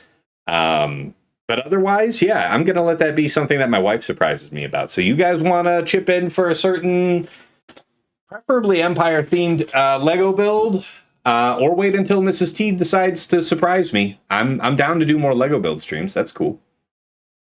This is the part where we start making him build My Little Ponies, guys. You will, yeah, but you can't compel me to do that. You don't have the means. You cannot compel me to do that. I can have it sent to your house. Yeah, and then how are you going to make me build it, smart guy? Yeah. Oh, you forgot that last crucial element there. That last 5%. Yeah. Good stuff. I would have thought our friendship would be enough. Yes, sure. Yeah, no, Chris. If Christopher Light, you said I told you I would set it, but remember, I had all Erodiums last week. I did not have any legitimate fights. There's nothing to see looking at my history. This week is my first week in 3 weeks of Grand Arena having a real match. So there you go. Pills will bribe you. Hey, yeah, I'm open to that. Haven't seen Pills in a while though, but from what I heard, he's doing well. Bless him. All the best to him. Yeah. You really hope I face Sasha this week, Depressed Wampa? That would be great. It's been a long time. Something to talk about on the show, too. Speaking of which, guys, it's after 5 o'clock. When it gets closer to 6, I'm going to have to wrap up the show because that'll be recording time for this week's Plotting and Scheming. The patrons will have it first thing tomorrow morning. Everybody else will have it on Friday morning. Oh, man, I'll have to watch it tomorrow morning, then. You son of a bitch. It gets in the way of my watching the NBA playoffs. Meathead felt pity for you during the Lego building session. Why is that? Oh, I see. He adjusted my brackets. That's the allegation here. I get it. Yeah. All right. Unjoined an Erodium to make sure you could get in. Oh, Vidal Tabi says, I got Fatal, 3 Maw Chromium players, and 2 CUs in my bracket, as well as 1 unfortunate Erodium. That's a good bracket, Vin. Rank 69. Nice. Nice.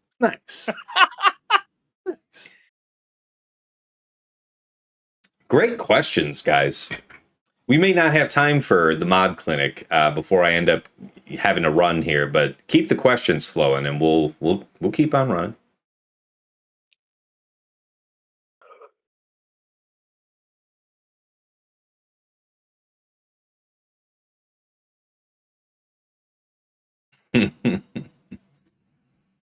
I really enjoyed doing that Lego build, though. I got to tell you, I haven't done one of those. I want to say I'd be something closer off towards 12 or 13 the last time I did a Lego build. Yeah, we've been doing model like we just built the TIE Advanced. Oh, fantastic! Well, out of what though? What is it? Oh, it was just like it's like a metal and plastic model. Okay. It was 400 and something pieces that we mostly glued. That we needed glue and solder and some stuff.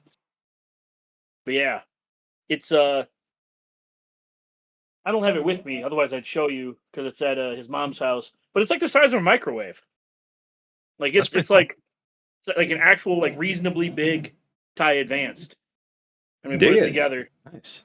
And it has like lights inside it too. And it's big enough that you can put like a Darth Vader action figure inside the cockpit. Oh, interesting. I have so much Lego.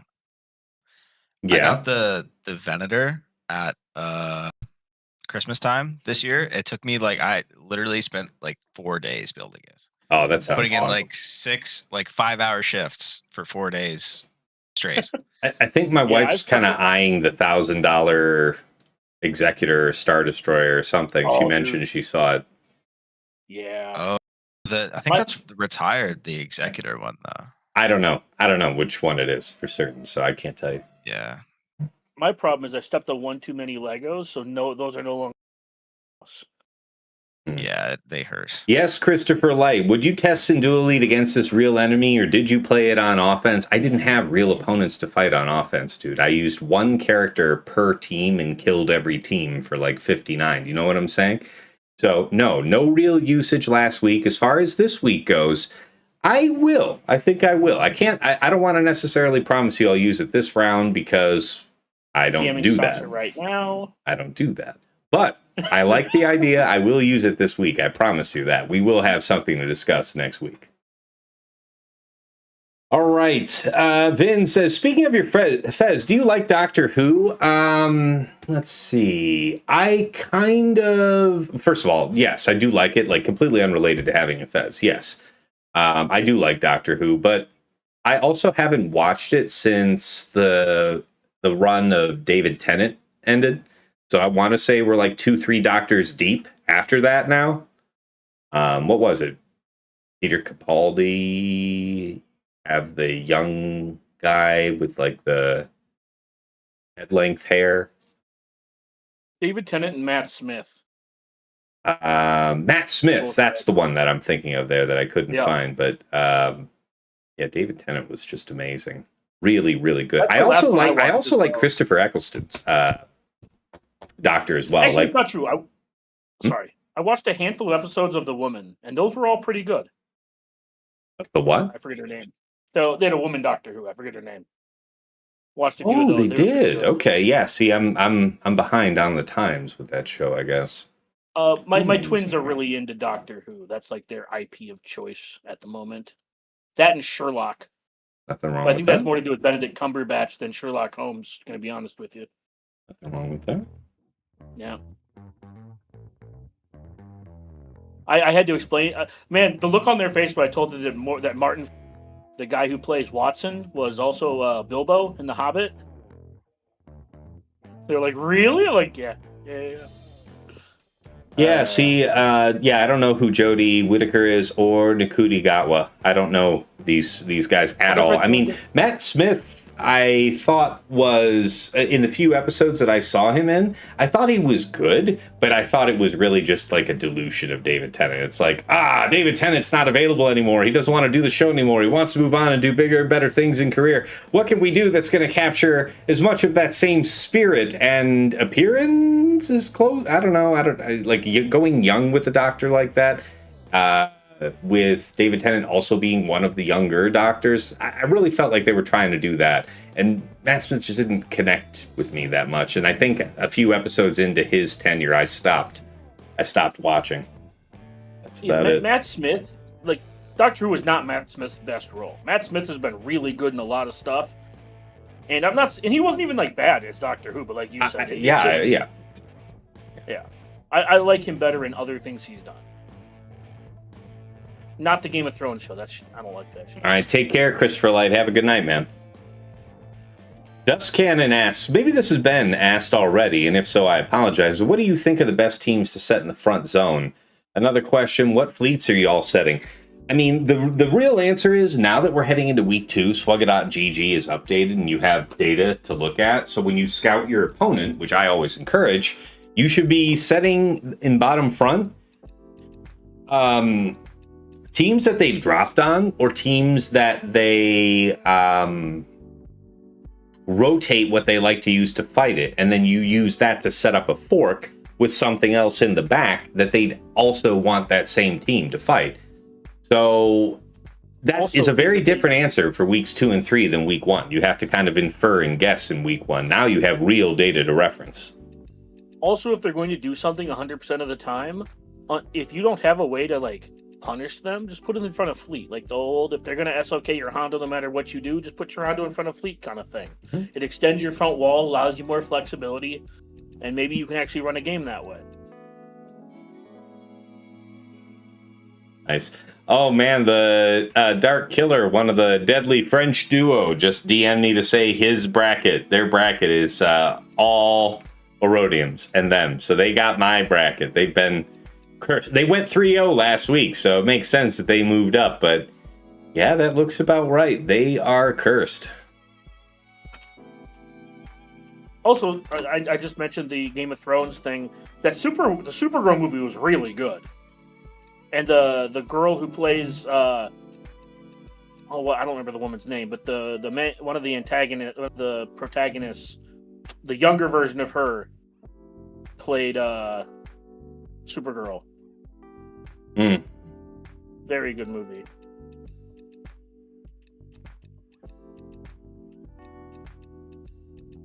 I still have yet to see the new Superman movie. It's not new, but the Superman movie that came out last year.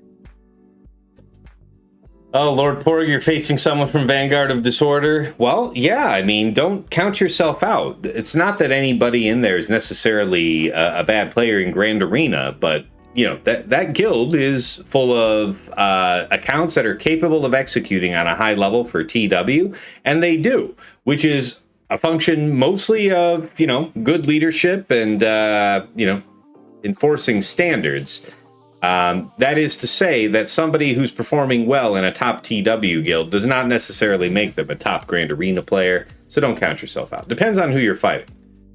There are definitely real contenders in the top of Vanguard of Disorder, though. Also, everyone has off days, and everyone has either an Achilles heel or something they like to do that can punish them. Mm-hmm. No Rhodiums yet, Dust Cannon. Yeah, well, you know, I mean, getting some free crystals every once in a while is not something really to complain about, but if you get it, you know, week after week of brackets full of them, you're really just losing out on so much experience. So disappointing. Good to see you here in the chat, Dragon King Reaper. I think you're going to go Gungans after Malik, the Masochist account. Also, I'm 200k off 4 million. Nice, growing your account up. All right. Yeah, I know much earlier in the stream, somebody was asking for that roster review, and we got buried in a lot of very good questions. If it's an early game account, man, my ability to help you is going to be so limited. Let me see. Garius, if you're still there, I will pull that up here in a minute. We'll have a look.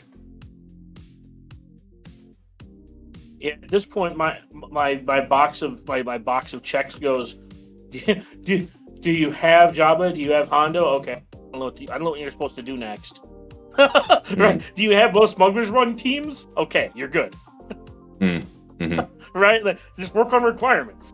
No, but you're saying about early game, right? It's like all I got is build things that give you reward, build ROI teams.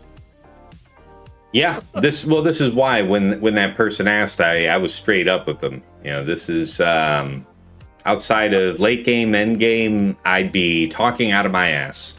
I've been late game, end game for years now, so I don't play any alts. I don't have vision of that.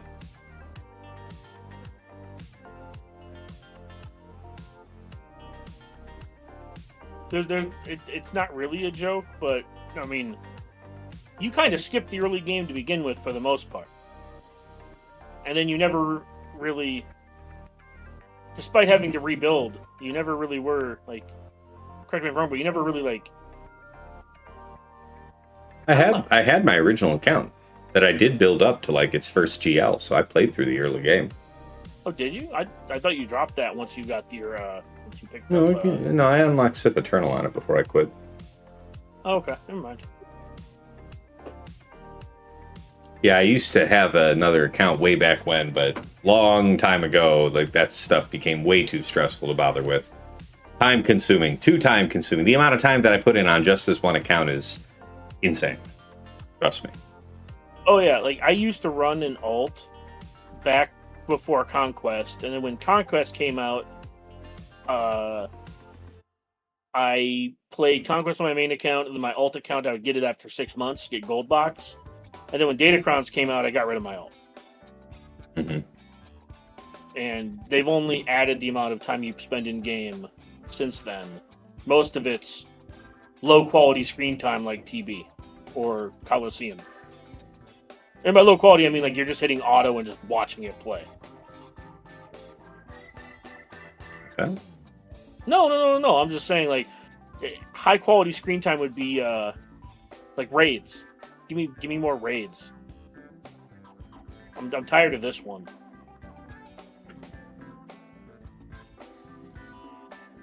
Yeah, well, I'm not tired of this raid. I mean, who's tired of a loot pinata?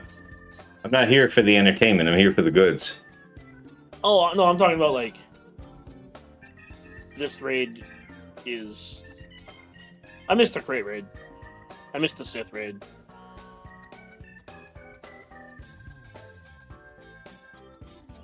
I do like older raids coming back. I've already voiced my opinion on that. I like the idea. Let's do Cassian here. I would love the opportunity to, like, once a month be able to pick the raids you do for the same rewards. That way, the people who are newer to the game and don't have teams don't have to worry about it. Mm-hmm. And I wouldn't be that... And I would honestly just love to use some of the old Omis I put on for the raids. Except for the bike raid. Fuck that raid.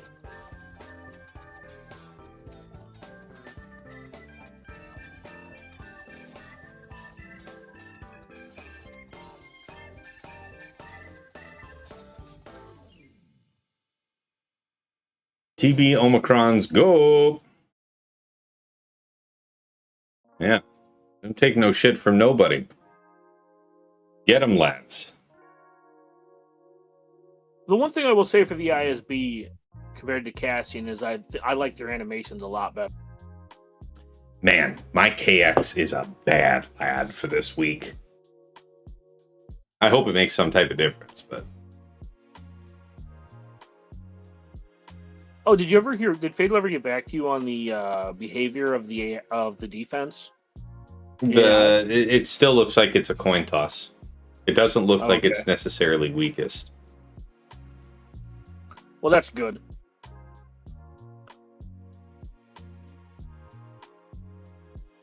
Yeah, it is good.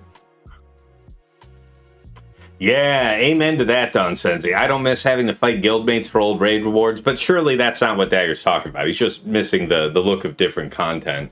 And I guess that's fine. When I'm talking about the Sith raid, I'm talking about like Chex Mix and like JTR and P1 with Visas. Right? Like I'm talking about like where your guild had to come together and actually like work towards a goal. Saw that Dash Han Chewie counters Cassian in 3 vs 3. What are the conditions to that, Loop Flash?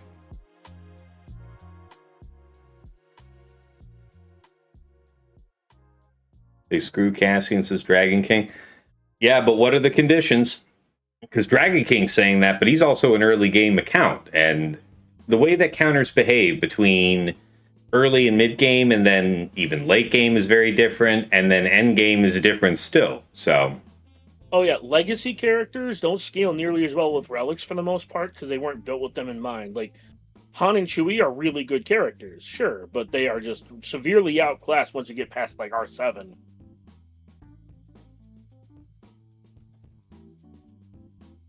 can I check on Insight? Yeah, I can give it a look here in a minute. That's Vel Cinta, is that, and that's with the FDC, I assume, because that's kind of your worst case, right? We'll look at it right after this fight. And I've got time for maybe another couple of questions, folks, before I got to get ready to, make ready for the show. Gotta get ready to record here.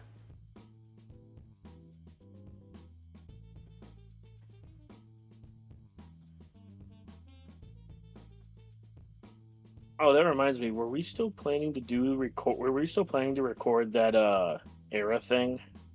I don't know. I don't think there's any urgency or particular interest for it. Okay.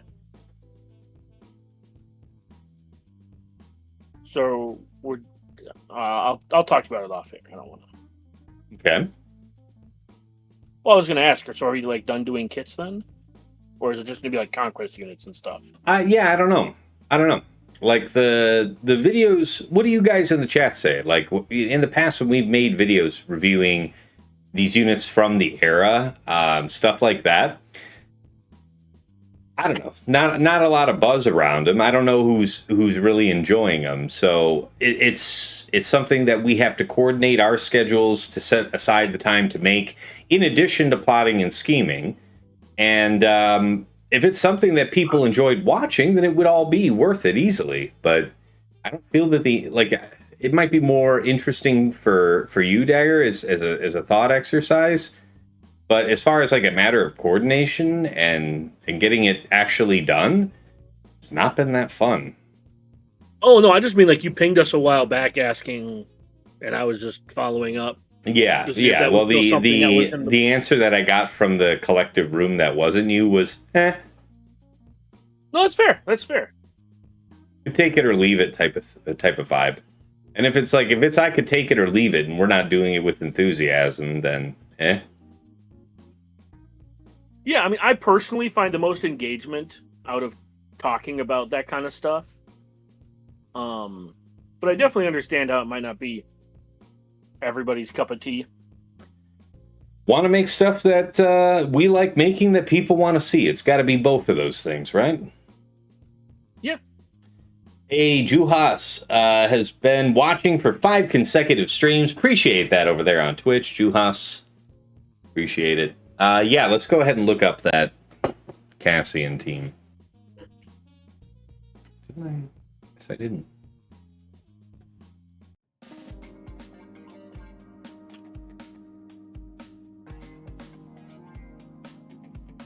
And this was Dash Han Shui. Yeah, should rise up to the top.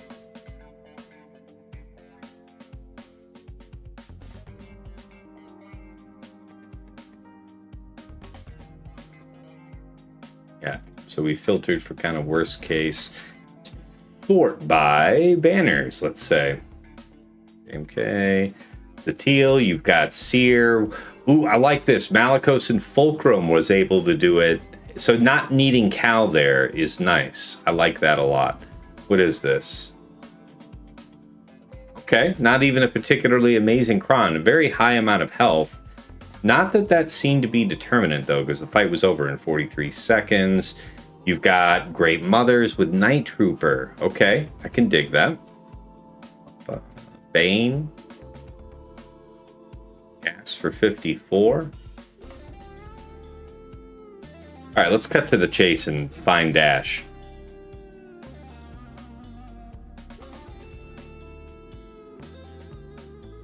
It's not represented. So this is not something that you're seeing in Kyber 1. You see how I filtered this data?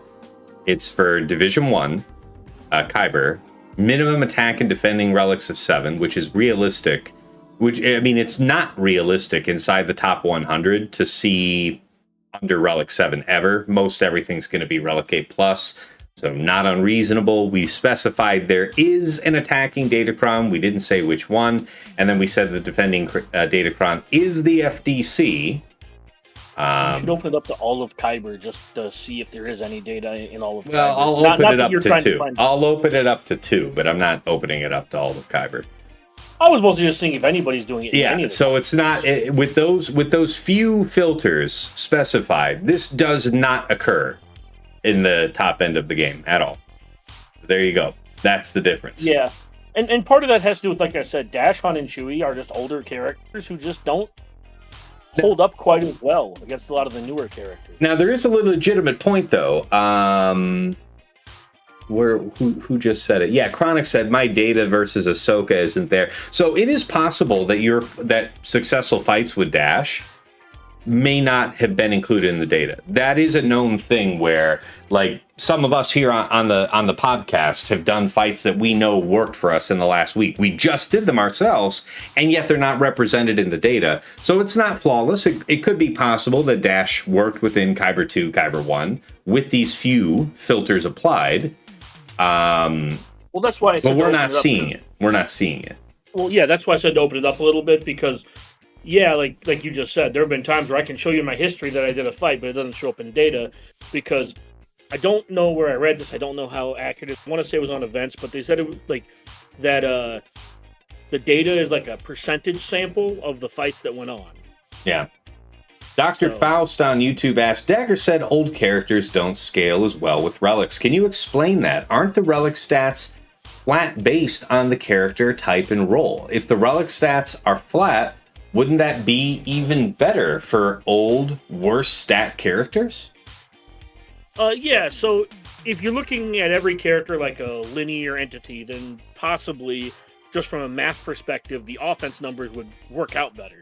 Newer characters have better, what do you call those? What are they called again?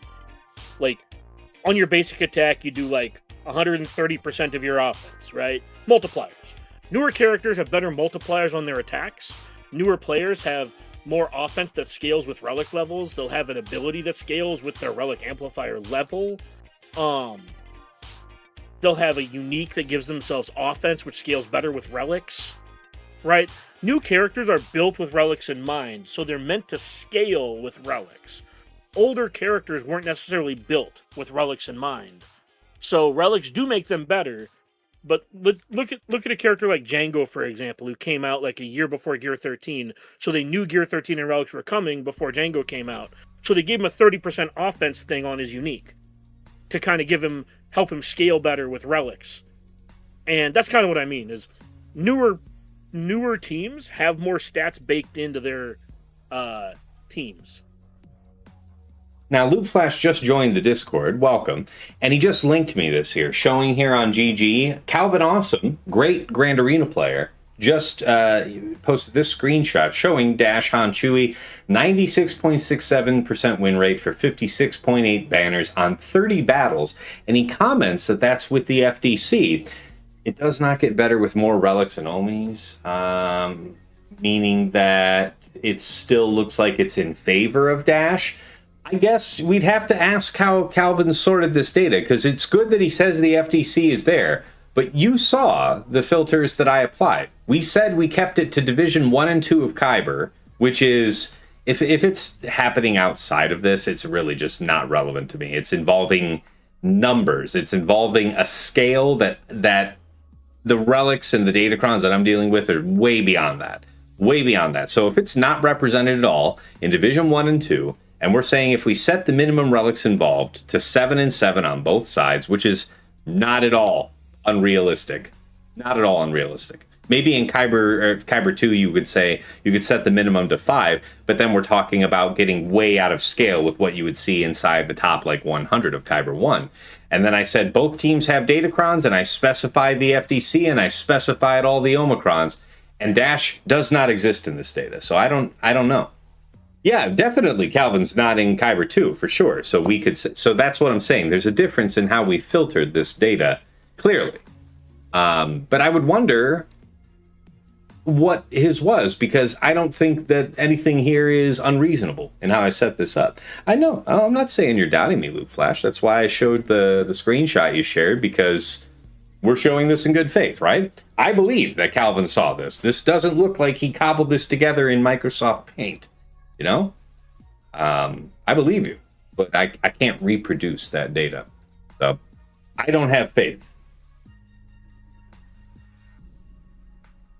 No, I found it, but you have to like open it up to all of Kyber. Yeah, but Calvin wouldn't have been talking about that. Calvin would not have been speaking on that. No. I'm saying that I found the same numbers he's looking at, but you have to open it up to all of Kyber, not one. Yeah, and if I now somebody's asking what happens if I remove the minimum relics, then I'll find some data that has nothing the fuck to do with Kyber 1. Let me tell you that. Here's Dash right there. 57 on 2 battles. Let's see how that looks. With the rest of the filters intact and setting the minimum relic to 5 and 5 instead of 7 and 7, you've got exactly 2 battles shown. And you're talking about no character here higher than Relic 8. You're not dealing with big numbers. Yeah. No, I was agreeing with you about in order to find the data that he's looking for, you have to lower the relics. And I have it just on Kyber 1 and no relic requirement. Yeah. And the FDC. And that looks to be his filter. FDC, no relic minimum, just Kyber. Yeah. So I don't find that to be useful information personally, because it doesn't look like it's... Well, we'll see week 2, or we'll see if someone can get it to work in Kyber 1. But yeah, I don't know how well that's going to work against our 10 Cassians. You might be tempted to try it. Maybe it can work in Kyber 1, but the thing is that for somebody who's really tuned the numbers on their Datacron and on their mods, there's a reason why you see exactly 2 of this with these few filters applied in all of Kyber 1 and 2. There's a reason for that. Something's going to break down, I fear. And if you guys have been watching my Grand Arenas for the last 2 seasons, so many fights are decided by if you drop a battle at all. So you can't do something that feels risky, and maybe this feels certain within a certain band, but it's not getting play in high Kyber this way. Just wait for everybody to try it in K1 this week. Maybe they will. Maybe they will. If I get put into the position where I have to, who's putting vulnerable down? Is it Dash? Who's your exploit to get Cassian out of the way in the end? I appreciate you bringing it to my attention, man. Yeah, no, Loot Flash, by all means. I mean, you know, as a Grand Arena fan, I'm always looking into the latest intel, so I appreciate the effort. I doubt at high Kyber 1 when the numbers are big. Appreciate you, though. And a whole bunch of DMs right now. I'm posting the link in the chat here for you to look at, Tess. Okay. This appears to be... By the way, are you around for the show today? If I am, it'll be for like the first 20 minutes. Okay. Okay. Sounds good. But I don't really have a ton to add, so I figured I would let you gentlemen have at it. Sounds good. All right. Let's see. I think we'll probably take this as our last question, guys, and get ready to close up shop after this one, because we finished up our TB and in a little over 20 minutes. Gonna have to get ready to record the podcast. Chronic says, how's Jedi Master Mace versus Cassian looking? We looked at that earlier. It looks solid, man. It looks good. I like it. It looks good. But yeah, also Tass, Dash Boba Dengar is 1-for-1, and Dash Boba Jango is 1-for-1. In all of Kyber, you're talking about 1 and 2. Go click the link I put in the chat here. Yeah. And see. It's literally only filtering by Kyber and the FDC. That's right. It. Yeah, well, yeah, Loop Flash. It's regular that we record Plotting and Scheming, like Monday or Tuesday. Mrs. T just got home. Hi, Mrs. T. Good day? Good. And press the fuck out of them, Good. including the CEO. Glad to hear I it. got the tape in his hand. And he said, and I quote, "Are you the deaf one they told me about?" I said, "Is there another deaf one?" He goes, "No." I said, "Then yes." There you go. Nice job. But yeah, we always record Plotting and Scheming Monday or Tuesday, and the patrons have it immediately. Like as soon as I've recorded it, I upload it, and then I release it. And for everybody that's not a patron, you have it Friday morning, 8 a.m. Eastern. So you're not that much further behind. But yeah. Okay, so Dragon King's question. Could I beat certain lower Grand Inquisitors, like Relic 7 or something, with Relic 10 Malik, Relic 10 Dreven?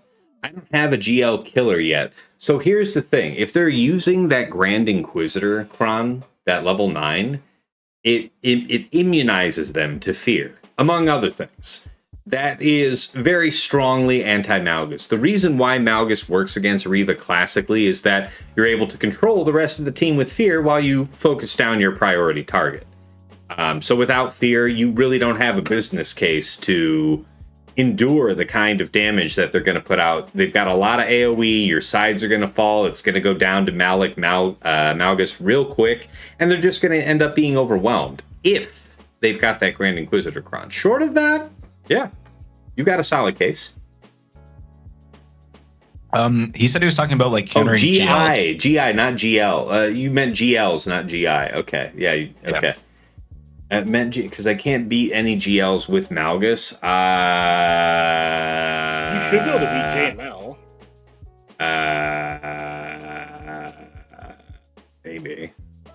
If you've got a dark side tank revive with high health, then maybe I might try JML. But just getting like cosmically smacked out of existence by like a high relic JML's coin, like getting 2-shot on a tank, something like that. I don't know that I want that. You just have Malik and Dreven. Oh, you don't have Nah, man. Nah. Malik and Dreven? You don't have Malgus? Nah, you're not fighting no GLs. I appreciate the ambition. It's a good question. That shit ain't happening. That is not happening, but I like the spirit. I like the bloodlust. All right, guys. I'd say, yeah, it's a good time to start wrapping things up because it's recording time here soon. So, before I get ready to do the normal wrap-up procedure, we've got Dagger hanging out in the chat. I also think I've got, Zeta still hanging out, a guildmate and patron alike. Zeta, how about you? You got anything you want to say to the people before I pop off? I'll plug the TAS patron again. Great value. Appreciate you. That's about it, though. Yeah, thank you. Hey, you know what? I'll take that any day. Thank you, man. Dagger, how about you? You got something you want to say to the people, especially since you're flaking out on me for the upcoming Plotting and Scheming because you're a bum who prioritizes his real life over phone game glory? Well, first off, Sasha flaked out already, so I might show up just to keep it 4 people for a bit. Mm-hmm. But no, I just want to say that Victor Wembanyama is here to save us from the unethical basketball that is Oklahoma City. And I'm looking forward to Game 5. Also, that being said, the Aces play the Wings tonight. So you can watch, I think it's Asia Wilson versus Paige Beckers. Reigning MVP versus future MVP. Okay. God, I really need to get a green screen, but when I'm not working, I have no money. So somebody should buy me a green screen, Tass. Listen, man, look behind me. I have an actual bookcase filled with shit behind me. All these years, no green screen. So you can cope and you can make whatever pansy ass excuses you want to not stream. But it's never stopped me not having a green screen. I've had people see this thing covered in dust. I've had people see the cat box, a pile of trash in the past, the vacuum over there with a t-shirt thrown over it. Every damn thing under the sun, and it's never stopped me. And if it's going to stop you, then be known. Be known as such. Just for that, I hope you get our weather, which is like 94 degrees and humid. Fuck you. Oh boy, threatening a guy surrounded by the Great Lakes with humidity. Ooh, you got me there, dude, buddy. No, I was gonna say I actually had this conversation last year about how where I live is actually more humid than Florida, and they didn't believe me. And then we looked, and it's like, oh, okay, cool. Michigan gets it. Yeah, I was gonna say it is Look, first off, I'm not a skinny person. And second off, it is 94 degrees and humid, and I am not okay with any of this. There's not enough AC in the world to make me feel comfortable. All right. No, he did the ooh, someone draw the task with cat ears. Please don't. Please do not. Wait, who did that? Hold on, I don't get it. I don't internet. Anyways, is that all from you? Dagger? Oh, yeah, I do. I want to stream. I just need to figure shit out. That's right. I swear it's not me being lazy. It's me, like, honestly not knowing what I need to talk to Wamper. That's honestly what I have to do. Yeah, he'll get you sorted. Yeah. That's right. Yeah. No. That's it. Yeah. Stop putting your career, your partner, your kids at their schooling, especially now that summer's coming. Stop putting that shit at the forefront of your life and start putting time and effort back where it belongs, achieving the top ranks in our favorite mobile game. Well, I wouldn't even necessarily be streaming Slugga, but yeah, fair. Also you could do other games. You're permitted by law. Well, appreciate you, Dagger. Thank you so much, and also to Zeta for joining. Shake was here earlier, but he jumped out before there was an opportunity to get his comment. Regardless, you're catching me here live, then you already know I'm here at twitch.tv/Tassenix. Of course, I also simulcast from my YouTube channel, Tassenix Gaming, where if you've not been there before, check it out. Whole bunch of Slugga-related content that I think you'll be interested in. Anything that you enjoy over there on that channel, please do hit like on the videos that you watch. Hit subscribe to the channel to see more. Follow me on Twitch. All fantastic ways to support me, absolutely free. And if you're interested in going above and beyond and supporting me further, there are a few ways to do so. I do have a Cash App that is $Tassenix. I do have PayPal, which is tassenix@gmail.com. And if you're interested in getting some enhanced Grand Arena scouting power for yourself, early access to my content, including plotting and scheming, and a few other benefits besides, you may be interested in becoming a patron. Check out patreon.com/Tassenix. For any upwardly mobile Grand Arena player, there is something there of interest for you. As of late, I've had a few very satisfied coaching clients, both for mod development and for Grand Arena. Sign up, and they wanted me to make mention here that I offer it because it's just this one line here on this slide, and you might not notice it. So yeah, if you're interested, DM me, reach out on my server, and we'll get you squared away. But entering the TAS House costs as little as $5 a month, and you join us here at VIP access level, where you get early access to the Plotting and Scheming show that's coming out to our general audience Friday mornings at 8 a.m. Eastern. Patrons have it as early as Monday or Tuesday night, depending on when we record. And that gives you early insight going into that first round of the week. In addition, I do occasionally make patron-exclusive videos that you'll have at least a month ahead of the general public. And of course, dedicated text and voice chat on Discord, where I am usually lurking, so pop on in and say hi. Thank you so much to all of my patrons here at VIP Access. Moving on up to the $10 a month tier is VIP Access Plus, where you get a bundled Patreon access to me and to your choice of either OmegaBot or Hot Utils Patreon.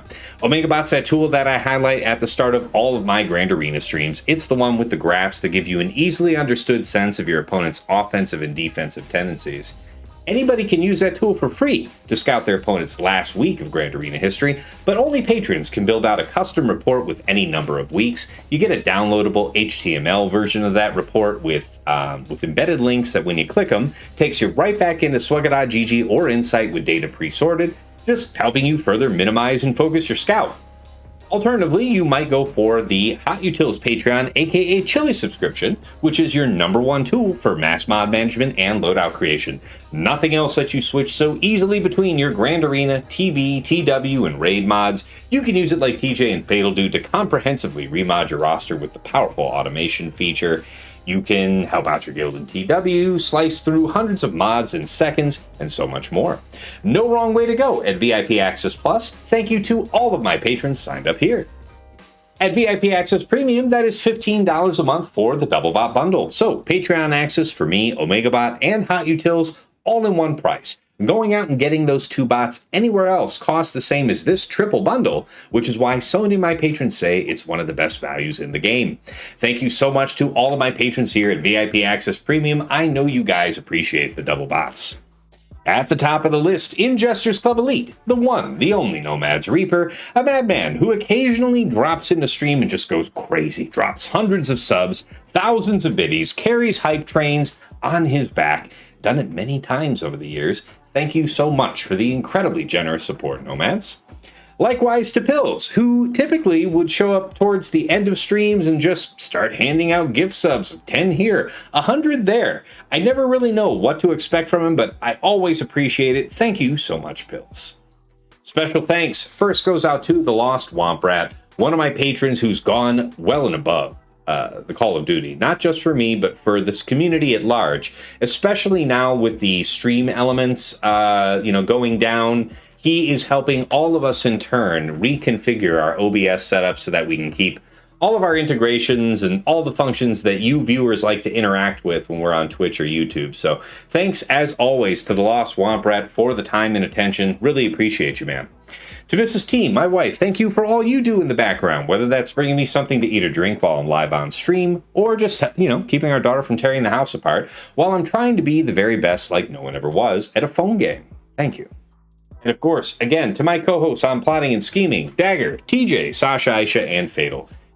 As always, it is my pleasure and privilege to record our show on a weekly basis. Despite the pressures of work, family, raising kittens, whatever the case may be, you guys still make the time 3 years on to make our weekly show, and I appreciate the hell out of it. I learn from every episode. Hopefully you guys feel the same, but it isn't about us. It is about the viewers, the listeners tuning in. And they're letting us know that we're having the intended effect that we wanted to have with the show, guys. It is rare that a day goes by that I don't get some type of DM to wake up to, comment on YouTube, something thanking us for the conversations that we're having on that show. Folks pick up tidbits that they can apply in their own rounds. It's helping them win the day. And we couldn't ask for better. So thank you guys so much for being part of the show here, 3+ years on, and wouldn't change a thing. All right, guys. Appreciate all of you tuning in for this fun chill stream. I get a lot of feedback about these. You guys really like these chill streams, and I enjoy this too. I like the format that we've got here. Hopefully we can do more Mod Clinic wise next time, but I am a little constrained for time today, so we'll have to make it work, Let's go ahead and get ready to raid you guys out over on YouTube side. Who's live? Galaxy? Anybody live on Galaxy of Heroes? Nope. YouTube folks will be dropped into the abyss when we raid out here on Twitch, if there's anybody to raid. There's exactly one person with 2 viewers. Darth of the Fly on Twitch. Possibly new, possible, starting out content creator. Let's go and make their day, shall we? Starting up the raid now. Shields up. Weapons online, make ready to depart. Been such a pleasure to have all of you here. We'll keep, chill streams going as time allows. Of course, it looks like we have at least one legitimate real round to have this week. I'm super excited. We'll see you guys on Thursday to knock out this first round. It looks like I'm fighting Mad Mage Nira from Phantom's Menace. I've got a couple million on this guy, but I've only fought him, I think, the one time, and he beat me. So I've got work to do. This is a serious match, and I'm really looking forward to it. So until next time, it's been real. It's been awesome. It's been real awesome. Take care.